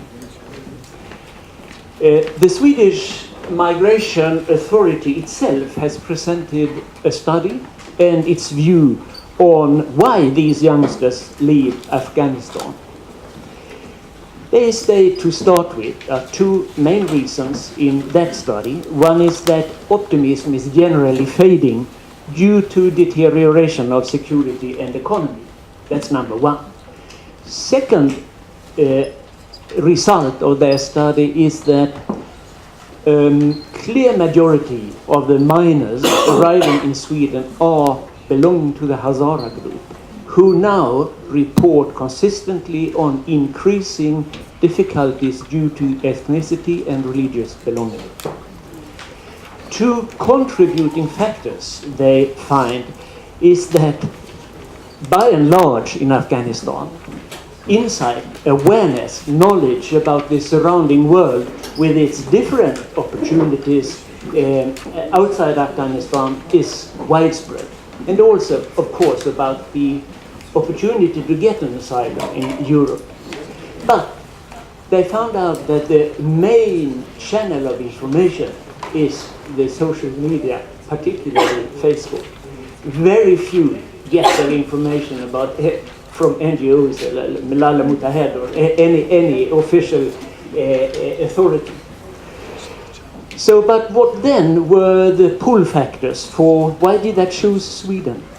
Well, there were three main things. Sweden was had a good reputation at that time for generosity towards asylum seekers. But the main thing was the opportunity to find good educational facilities. And the third, that there is already in Sweden a rather big Afghan community established with the potential of networking and, of course, also giving a sense of security.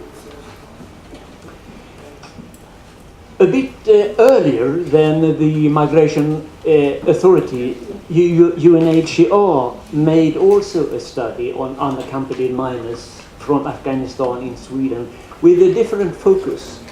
They reported that in the group as such, considerable past traumatic experience could be documented.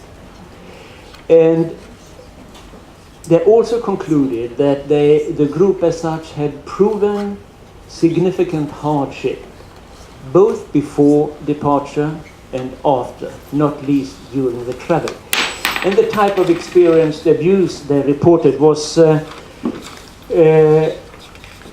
physical and sexual abuse, violence of war, of course, forced recruitment, and exploitation for organized crime.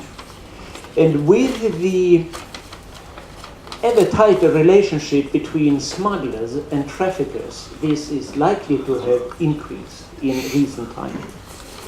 But they also warn for oversimplification of these, what then was a widespread concept that these minors are to be seen as economic migrants or simply as anchor children to facilitate for their subsequent family reunification. They stated it's proof that it's much more complex than that. And the third group of reports I would like to refer to in this context is the Afghan Analyst Network. They have reported on young Afghan, mainly men's, reason to leave and on unaccompanied minors in Sweden. Again, the main reason for it all is this nexus between security and socio-economy. But they mentioned an interesting thing that I'm quite familiar with during my last 30 years of work related to Afghanistan. Travel to Europe has for long been a form of high-end addition to the regular diversification and coping strategies that many Afghan families employ and have employed. But the pull factors for explaining the wave of migration during 2015 were that Turkey opened its transit routes and made it easy to obtain tourist visa, or they allowed passage through the territory even without. Smugglers over-established themselves and the market shifted, so the prices dropped considerably. Then the pull factor is, of course, the impression that Sweden at that time still was a generous country with residence permits, and particularly with unaccompanied minors. But with the massive migration, much started to become less attractive. The reception system in Sweden almost collapsed and was basically saved by the civil society. The civil society could, of course, not take over the responsibilities of the authority, but they could facilitate the way the newly arrived were taken care of. But children were forced to stay longer and longer periods in centers before they could be allocated a municipality where they were to live later. The education system became overloaded and very slow on the receiving side. Age became an increasingly sensitive thing, as the difference in Sweden was well established. The reception and the future fate of a minor was fundamentally different from that of an adult. And that started a heated debate about age determination. And when they interview people who have arrived to Sweden, it is apparent that few, whether adult or minor, have been warned about the risks and the disadvantages of being an immigrant to Sweden. The long waiting for response of the migration authority, the isolation, both geographically and culturally, the imposed passivity, homesickness reported by so many of the minors, economic problems, not least by the minors who were assigned by their family to deliver either in cash or as the anchor, and generally a quite difficult integration process. That existed before, but that has all gone much worse in Sweden recently. As the reception system became overloaded, the politicians took new decisions that to create what they call a breathing space. And rather from have been one of the world's most generous and open, they started to compete with what has been described as the race to the bottom.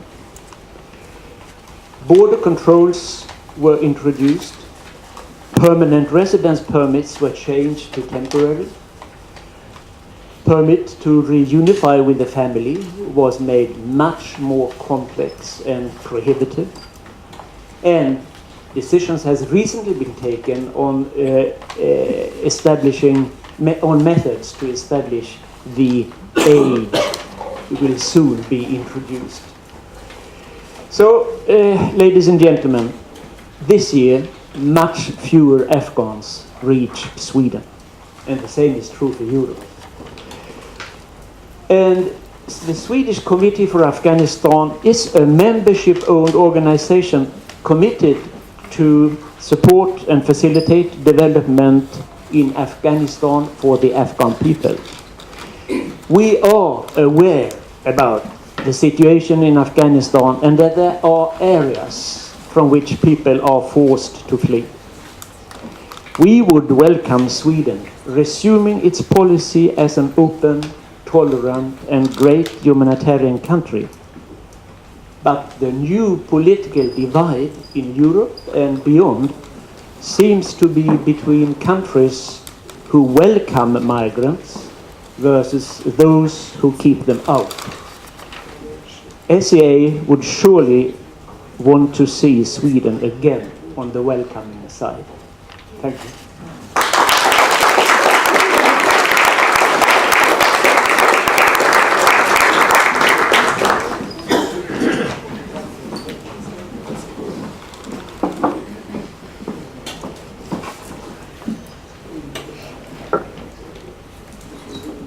Thank you so much, Dr. Bengt Christiansen.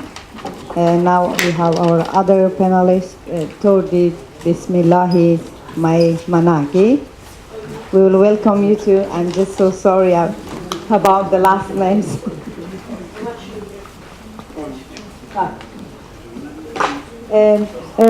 خب برای بیادرها و خواهرها کسایی که در انگلیسی نفهمیدن میخوایم که براتون ترجمه کنیم در دری صحبت‌های بنگ کریستیانسون را یک کوتاه براتون ترجمه میشه در دری. We will translate everything you said, a little about that, to connection to the Afghan Dari language. کوشش میکنم چیزی که آقای کریستیانسن گفتن را بسیار خلاص بگویم. خب فوکس ما بالای افغانا در مجموع افغانستان است و ما باید سراغ سوال که چرا افغانا مجبور به ترک خانه هایشان میشن و چرا بیشتر آنها به طرف سویدن میآیند. اگر ما ببینیم در 2 ماه آخر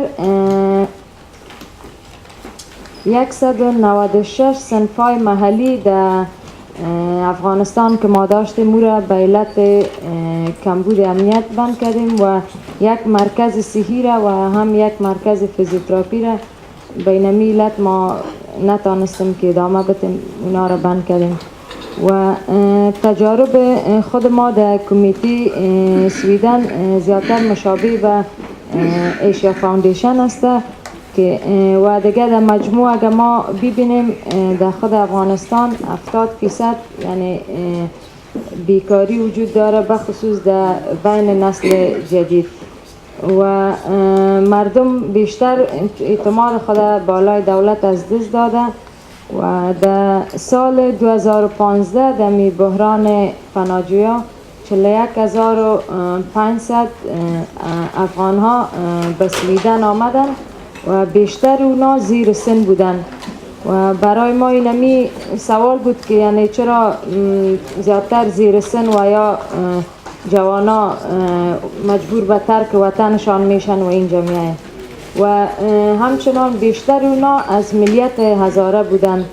دیگه اونا به فکر میکنم به علتهای مختلف امی افغانایی که آمدن و یا اشخاص زیر سن به علتهای مختلف سویدن انتخاب کردن که یکی از علت مهم از او درس و زمینه بهتر تحصیل است.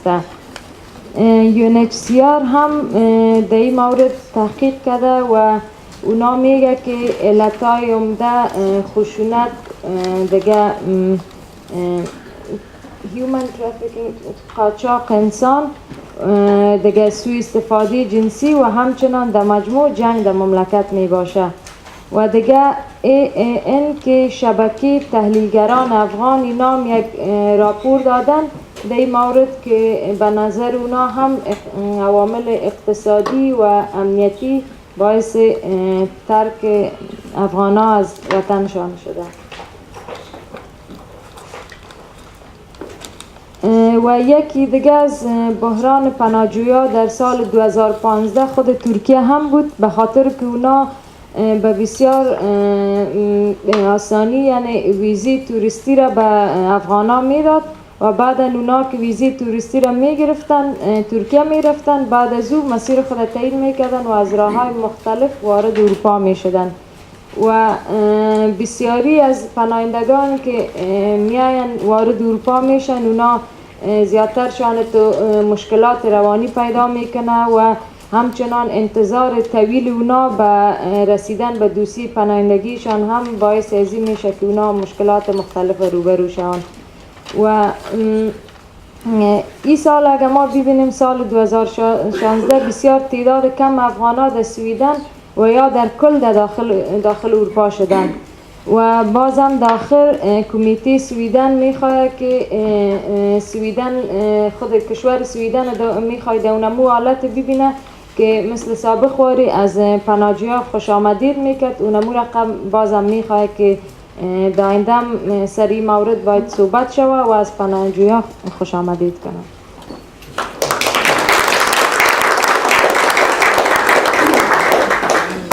نیک مرغی جانی دیر زیاد مننه، تشکر بسیار زیاد از کمکتان. Mr. Maimanegi, Chairman of the Solidarity with the National Front Alliance Denmark.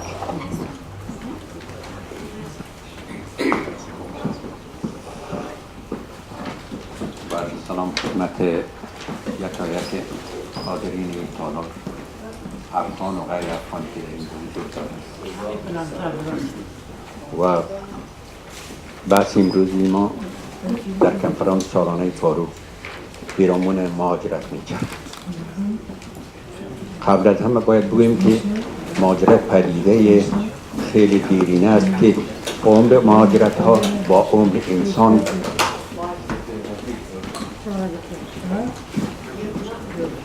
انسان در کره زمین همسانی میکنه و حتی میتونیم بگوییم که بشریت در هیچ نقطه کره زمین بدون قید مهاجرت وجود ندارد.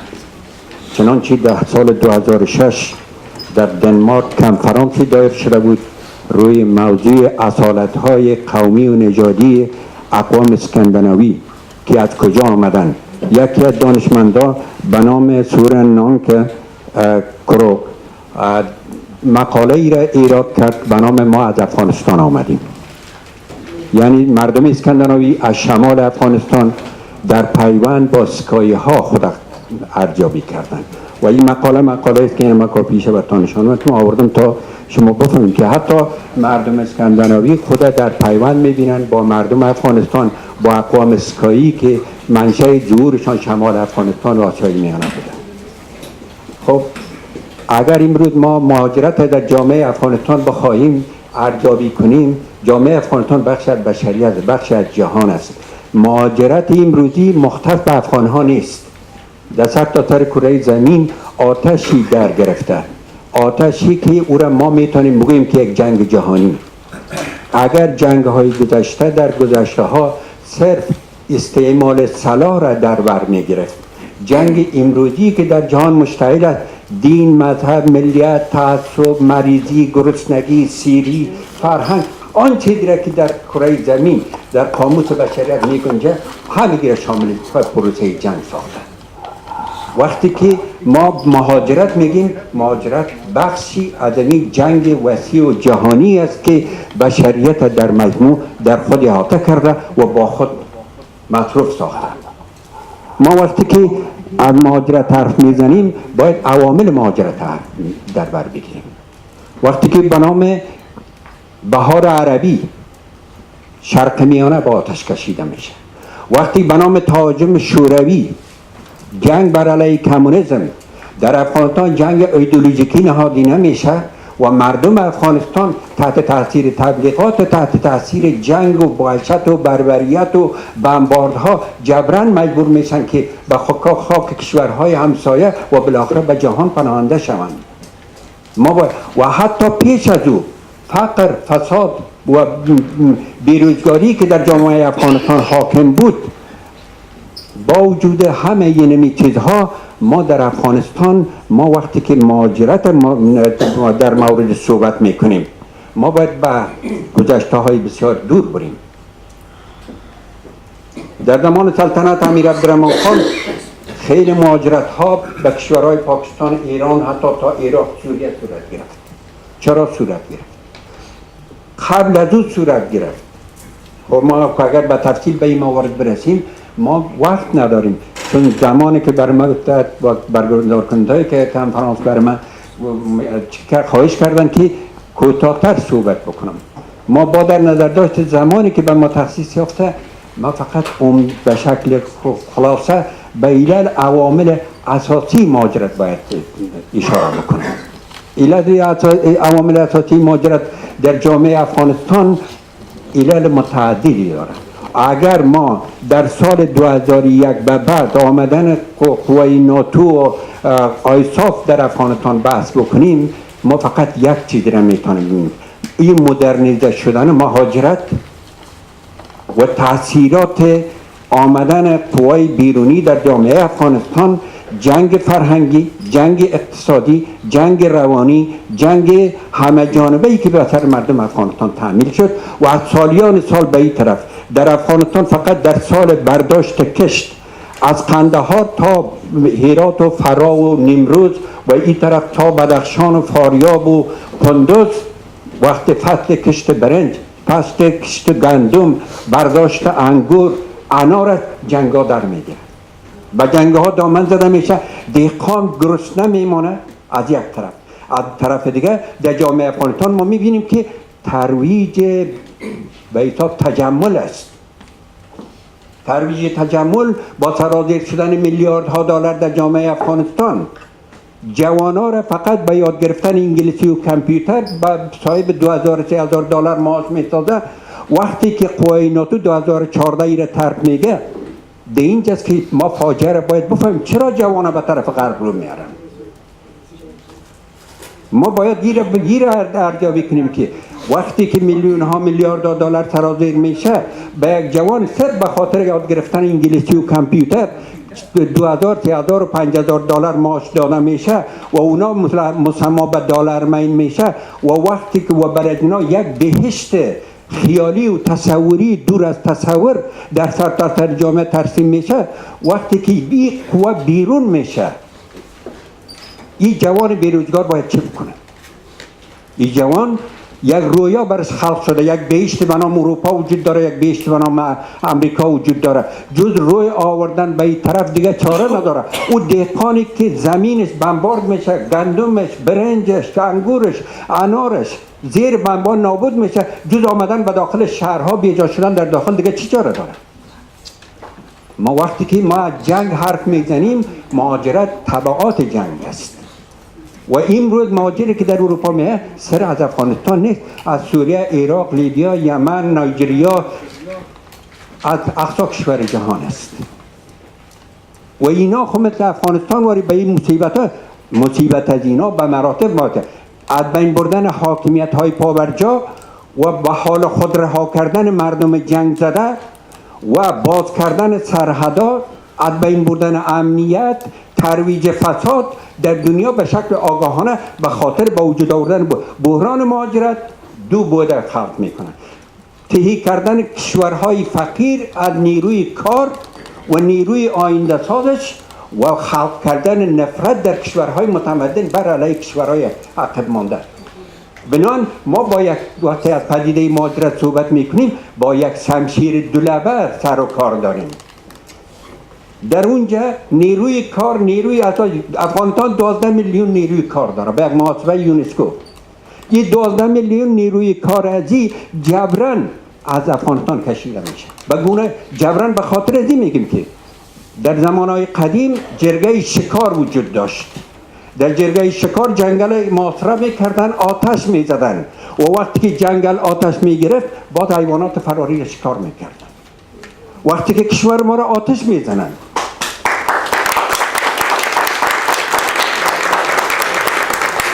و جوانای ما از آتش فرار میکنن، نامداره مهاجر میگن و در اینجا توهین میکنن، تحقیر میکنن و ایره بی‌خاصیت ساخته دوباره به افغانستان گسیل میدارن. این چی هدف داره؟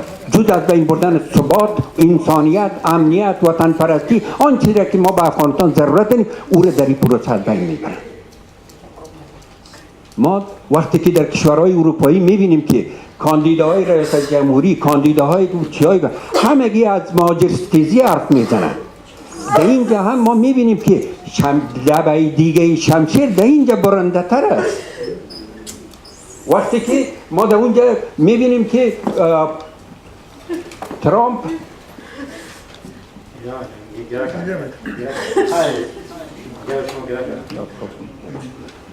وقتی که دونالد ترامپ از اعمار دیوار بین مکزیک و امریکا میزنه، از آدم پذیرفتن، شما باور کنید که دروغ میگه. به خاطر از اینکه آل مهاجرت یک افزار شده، یک افزار سیاسی شده، یک سلاح سیاسی شده به خاطر رسیدن به مقاصد سیاسی کشورهای بزرگ غربی، سیاستمدارای از اینا. اونم رقمی که ما را بیچاره ساخته اید، یعنی می کشورها را بیچاره ساخته، مردم را بیچاره ساخته. ما با در نظر داشته تمامی عوامل، البته ما مقاله مبسوطی را در این رابطه تهیه کردم و من ای را همه شده اینجا با در نظر داشته ذکی وقت برای شما خوانده نمیتونم، ولی در اختیار شما قرار میتونم، در صفحات اینترنتی و در اختیار شما قرار میتونم شما بخوانید. ما در اینجا مهاجرت به عنوان یک پدیده که صرف انسانهای بیگناه و معصوم جوانا از افغانستان سر میکشن به اروپا میان شما قبول نکنید. مهاجرت یک پروسه سازمان یافته جهانی از طرف جهانخورهای جهان است که اینا جهان به آتش میکشن و هستی جهان به میل خود، به نفع خود، به عهده برداری قرار میدن. ما باید با این پدیده اینطور بحث کنیم که اگر میخواهیم که مهاجرت در دنیا ختم شود، جنگ‌های ناخواسته در دنیا قطع کنیم، از مداخله در کشورهای ما اعتراض بکنیم و کشورهای امن آرام به نام دموکراسی، حقوق بشر، حقوق زن به آتش جنگ نکشانیم. ما در خانه ویران خود در بیخ صندلی خود با مزغال چوب خود خوشحال هستیم، نمیخوایم که در اینجا ولی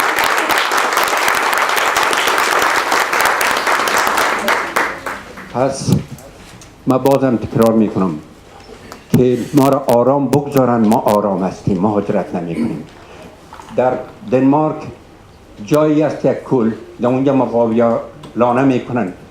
چند روزی رفته افغانای ما با اونا نان میدادن. یک پیرزنی با عصاچوب آمد در پیشرویشان استاد شد، گفت که شما دیگه نان نیتین به این مرغابی ها. پرسان کردیم، گفتیم چرا؟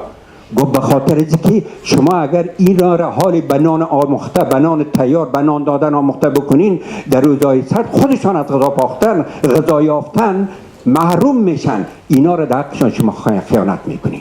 خیانت که در حق مردم افغانستان شده، در حق کشورهای چنین است. گندم در اونجا برده شد، نان در اونجا برده شد، دلار در اونجا برده شد. دهقان حاصل دهقان کفاف عائله خودش نکرد. صنایع دستی ما از بین رفت. فابریکاتی را که ما به اساس از او به طرف یک زندگی خودکفا شدن همگی از بین برده شد. بنابراین ما جبران به طرف مهاجر شدن بیشتر از بیش سوق داده میشیم. اگر جهان واقعا علاقمند است که مهاجر وجود نداشته باشه، پس آتش زدن به بنیاد جنگ به کشورهای مختلف من جمله کشور ما دست بردارن. تشکر از توجهتون.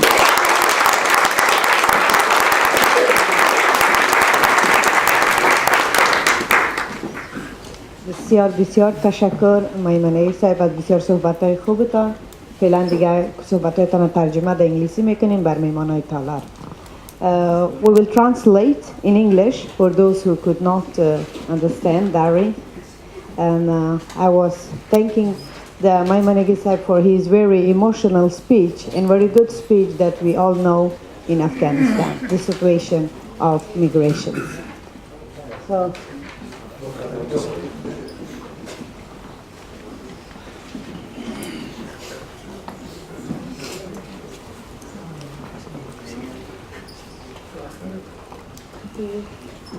you speak a bit emotional, so I became emotional too. I'm trying to say just briefly.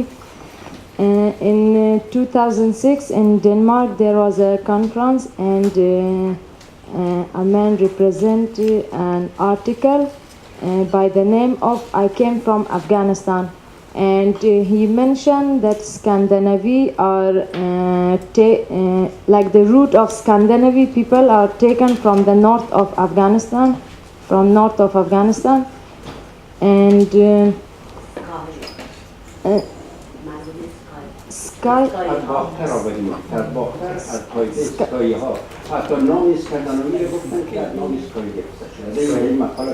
Sky. Yeah.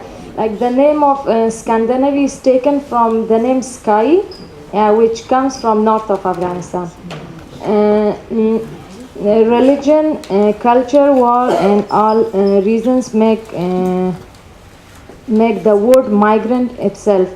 When we talk about migrants, we should talk about it about the roots. Arab Spring and Soviet occupation and different war lead Arabs and Afghans to leave their country. And if we go back to the history, during the time of King Abdurrahman, people started to leave their country. But because we don't have much time to talk about all the history of migration in Afghanistan, but I would like to talk very briefly about the main reasons of migration in Afghanistan. In 2001, on wars and NATO and ISAF and their impact make a cultural and psychological war among people. NATO give $2,000 or $3,000 salary for youngsters in Afghanistan and make them to learn English and computer and sketch them a beautiful paradise. And then when they left Afghanistan, these youngsters or these young people had no option other than coming to see that paradise. Lack of security, opening of borders, and many other issues make the refugee crisis in 2015. Afghanistan has 12 million workers according to UNESCO, but they are forced to leave their country. It's like you burn the jungle so that all animals have no option other than running away, and the hunter will hunt easily. It's the same like the migration process. The word migrant has become very political now, and migration process is a process that world have to know about it. We are glad in our muddy houses and poor land, but we flee war. In Denmark, an old woman told me to not feed these ducks. She meant migrants. When I asked why, she said because when the government feed them, they will get used to it for free. If they stop war in our country, we will have no migrants anymore.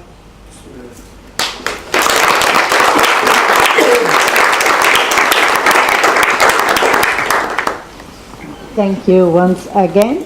The moderator chair was Mrs. Dr. Urzala Nemat, expert in political ethnography, senior teaching of fellow of SOS in London, UK.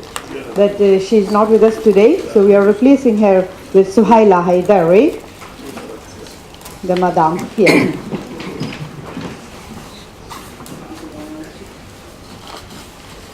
خیلی مقدم عرض میکنم به کل شما که تشریف بردین و در این همایی شرکت کردین، در این پنل شرکت کردین و همچنان تشکر میکنم و خیلی مقدم میگم خواهشون تو شد نظره عزیز که از روی دور آمدن و تشکر از صحبت هایی که داشتن برای ما. ما به خاطر که وقت کم است فقط ما 20 دقیقه فرصت داریم. من سعی میکنم که از هر کدام فقط یک سوال پرسان کنم و شما در نظر داشته باشین که ما شاید بیاید 3 دقیقه یا 4 دقیقه خلاصه کنیم، بسیار خوب میشه. و متاسفانه سوالات زیاد است و اگر که فرصت شود در آخرش اگر چند نفرم بتونن که سوال کنن از جمع بسیار خوب خواهد بود. ما I told everyone that's welcome here, and I have some question. And there are many questions, but I will just ask one question from one person, and I hope that they take their time and give us just 3 or 4 minutes the answers. من اول سوالم از کی پرسان میکنم؟ از بانوی محترم سریا سوگنگ پرسان میکنم. First of ladies first.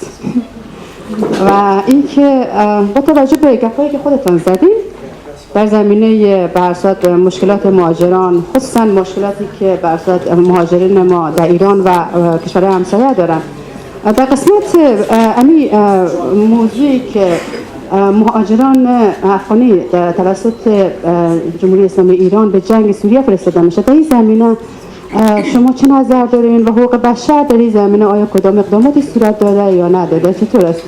که لطف کنین که جوابش بدین.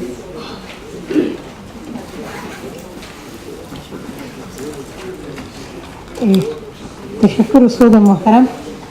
در ضمن سهیلا جان استاد من بودن، ولی نه من چون یک لیسانس دیگه گرفتم به علوم سیاسی و روابط بین الملل، وقتی سرم سفید شد استاد کامپیوتر من بودن. تشکر میکنم. مسئله که شما یادآوری کردین متاسفانه یکی از جمله موضوعات بسیار مهمی که باعث نگرانی هم دولت و هم مردم افغانستان است و شواهد هم جمع‌آوری شده و در این قسمت کمیسیون مستقل حقوق بشر افغانستان هم میتونیم که ما یک وقت به اساس شایعات و به اساس مسائلی که از طریق رسانه پخش میشه ما یک وقت اتکا نمی‌کنیم تا خود ما او مستند نسازیم.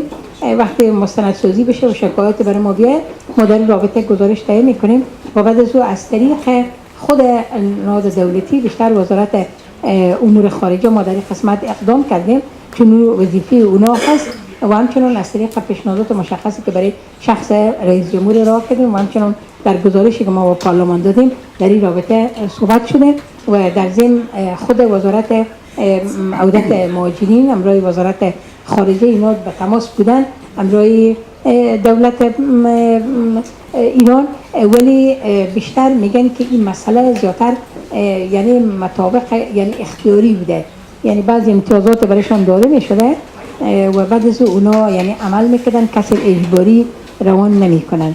این مسئله واقعا یک دغدغه است برای همگی، هم از دید حقوق بشر و هم برای دولت افغانستان. تشکر.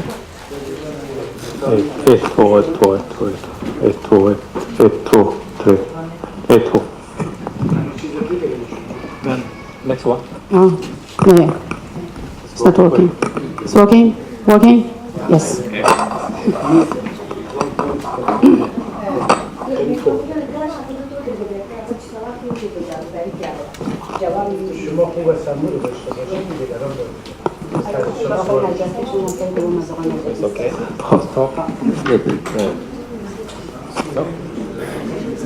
Yes, I translate the question and the answer to English briefly. That I ask from Sarah Sofang that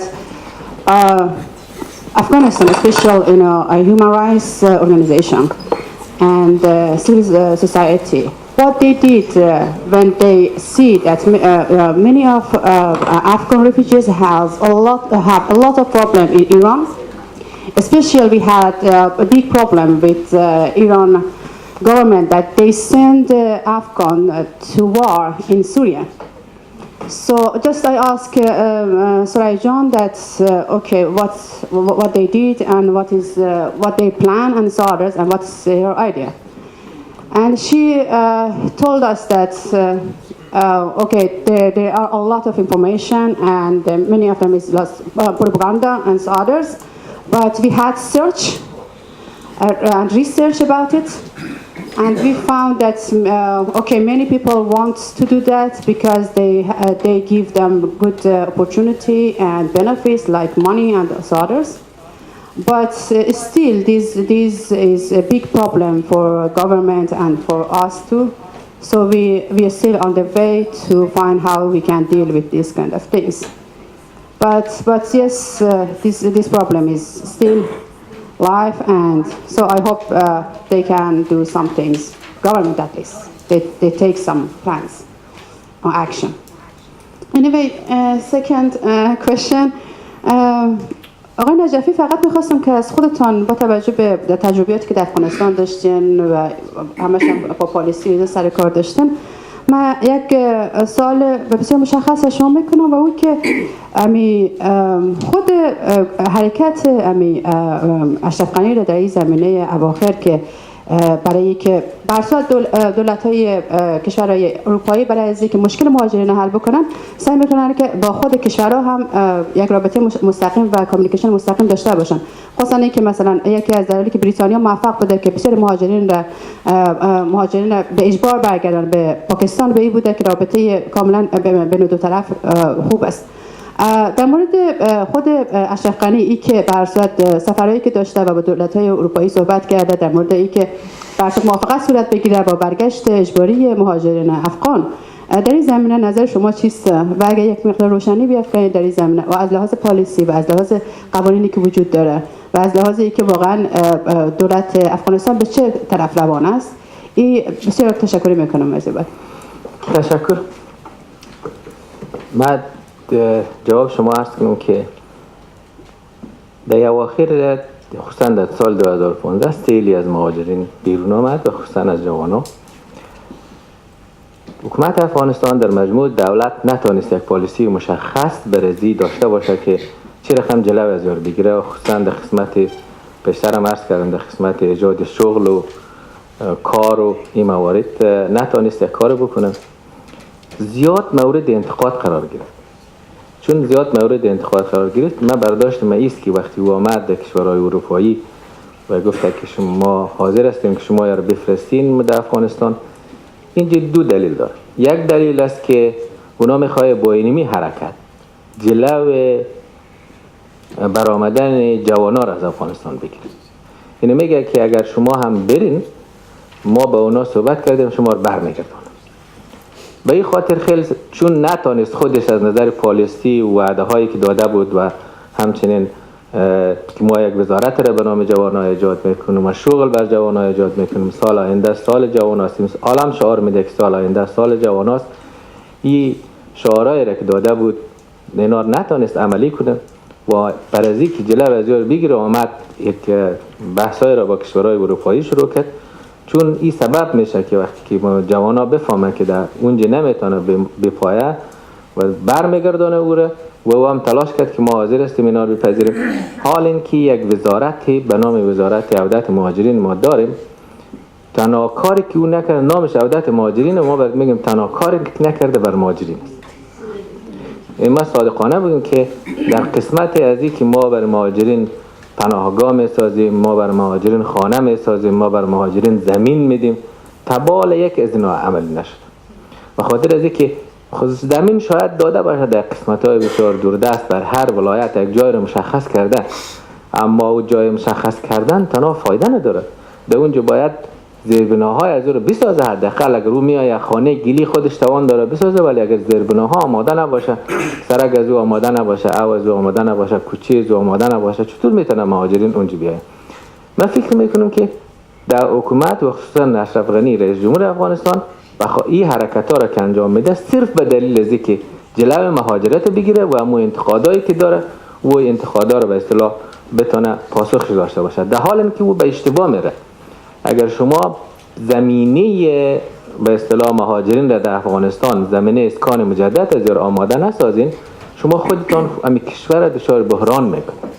این جوانا اگر پیشتر هم دکتر سبرنگ صحبت کرده، اگر این جوانا برگرده اونجا زمینه کار برش نباشه، تحصیل برش نباشه، خود شکار مافیای اقتصاد میشه یا شکار به اصطلاح افرادای بسیار مثل القاعده، طالبان، داعش شکار از اونا میشه. وقتی که شکار از اونا شد، خود ازی برای کشور، برای حکومت یک بحرانه، برای دولت یک بحران است. من فکر میکنم که دلیل عمده‌اش هم که اشرف غنی این موارد را گفته، اینمی موارد است و این سخت به اشتباه میره و این میتونه بحران را پیچیده تر کنه تا اینکه بتونه این مشکلات حل کنه. دکتر من به زبان انگلیسی بیان می‌کنم. باشه. خلاصه با توجه به این خب. ترجمه‌اش برای کسایی که خب. I just ask from Mr. Najafi because he has a lot of experience to work with government and policy in Afghanistan. And just it was all the time it was very confused for me that okay, what the problem with Ashraf Ghani all the time that have many conversation with other countries to say and to show that okay, our country hasn't any problem that all the people Afghan people can come back and work there. And so, and we had a lot of problem with Germany in this for this policy, and Ashraf Ghani had meeting with Sweden government too, and so that's why I just wanted to know, okay, what is the back of this idea and what the meaning of that, because Najafi worked with this government long time. So I ask what is that and why government, for example, just play some things that's not right. Yes,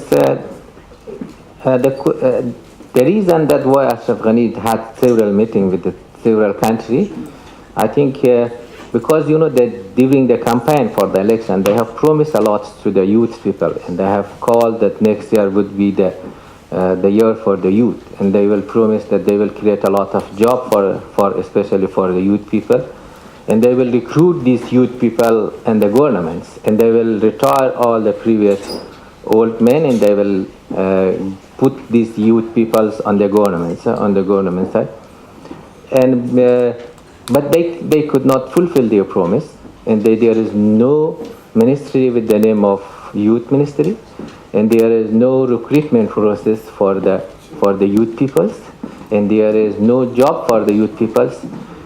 That's because the youth is fleeing Afghanistan. No, because there was a lots of objection, a lots of criticism in the media against Ashraf Ghani, against this coalition national unity government. Now they have meeting with each other, and they tried how they should stop that. One way they can stop, they started meeting with these countries, and they asked the countries that they should send this back to Afghanistan, and they promised these countries that they will provide opportunity for these people inside of Afghanistan, because they wanted to stop the fleeing of these youth from Afghanistan on this way. Because if the youth believe that if they go to this country, to European countries, and they return back, and they forcibly return to Afghanistan, and they will stop them, they're not fleeing the country. And they try to stop that, but my personal understanding is, and they could not stop that. Because if these people came to Afghanistan, returned to Afghanistan, and there is no job, there is no opportunity for them to live in Afghanistan, there is no recruitment, there is no youth ministry for these people to work, and they will join with the ISIS, they will join with Al-Qaeda, they will join with the Taliban, and they will deteriorate the situation in Afghanistan. I think if this is the understanding of the national unity government, if this is the understanding of the president, this is wrong. This is wrong, truly wrong, and that's why I think there is a ministry for these returnee, for refugee, But unfortunately, they not have a clear policy for them, for the refugee. And my understanding is that ministry did not do anything for refugee. They listed this refugee. They came from Pakistan, from Afghanistan, and they have allocated some land around the country, but there is no anything on the land how these people can use that land.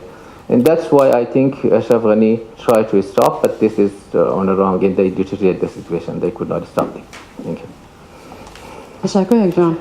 برای من گفتن که متاسفانه وقت نیست و مطورم است و از من خواستم که اگه میشه از یک نفر فقط پرسان کنم و اگر در جمع کسایی هستن که میخواد پرسان کنن زودتر از کسای دیگه میتونن که سوال کنن سوالشونه.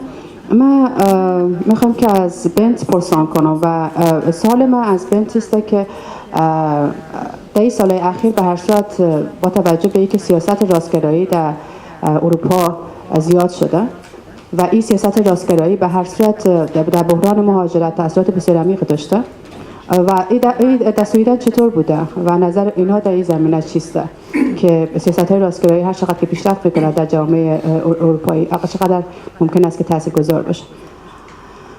Just I have a question from you, Bent, and it is in recent year that the popularity of new radical right-wing parties with anti-immigrant platform has increased across Europe. How is it in Sweden? How you see in Sweden? Well, unfortunately, we see the same thing as on continental Europe in UK. Very parallel development with an increasing support, voting-wise at least, to the anti-immigration party. That seems to have leveled off, but it is a problem.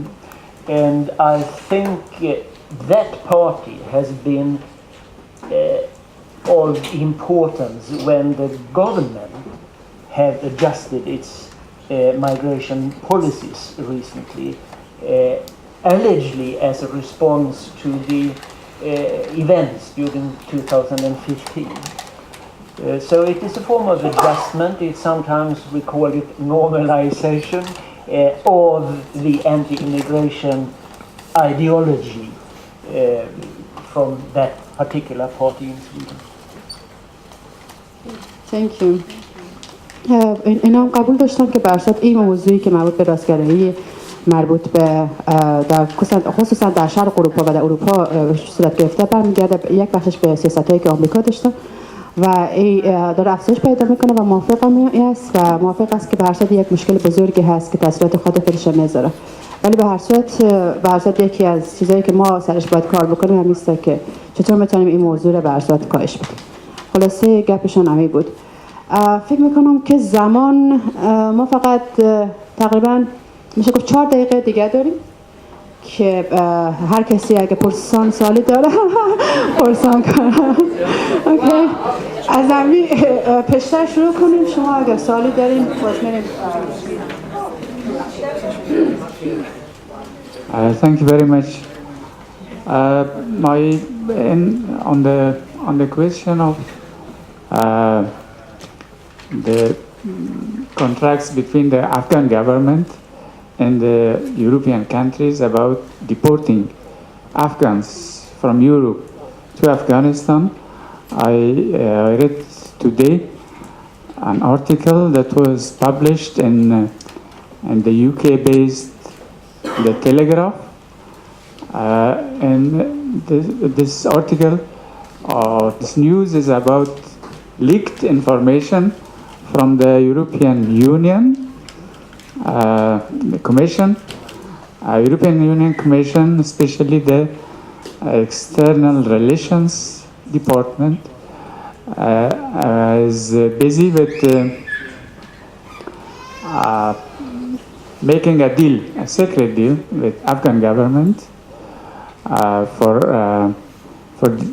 the deporting of 80,000 Afghans from all European countries to Afghanistan. They will be sent by charter airplanes to Afghanistan, And a part of the deal is that Afghan government is under pressure by European Union.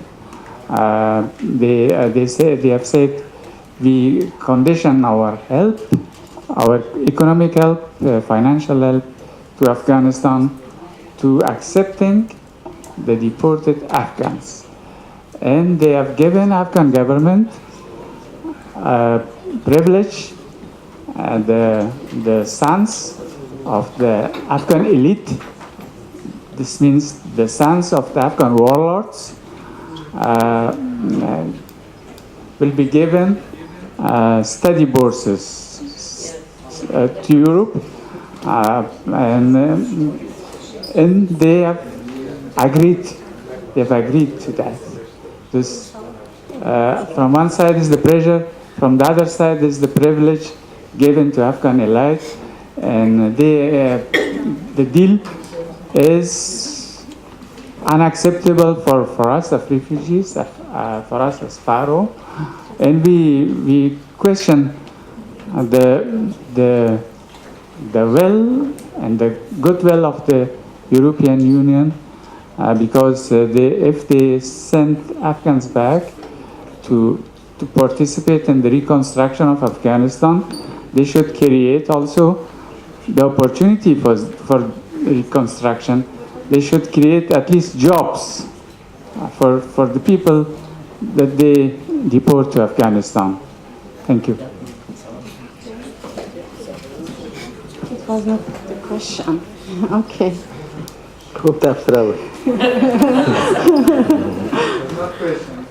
No, it was not question. کسای بسیار زیادی در اونجا هستن که سوال دارن. بسیار زیاد ببخشین سوالایتان بعد از تفریح لنچ نگاه دارین. 15 دقیقه تالار وقت داره که سوالای خود کنه. فعلا چون 12:30 بجه است و باید بر لانچ بریم. کسایی که بایک دارین یا چیز در داخل تالار میمانیم. دروازه قلف میشه، مشکلی نیست. دیگه از 12:30 تا 1:30 اروپایی، نه افغانی که 2 بجه بیاین.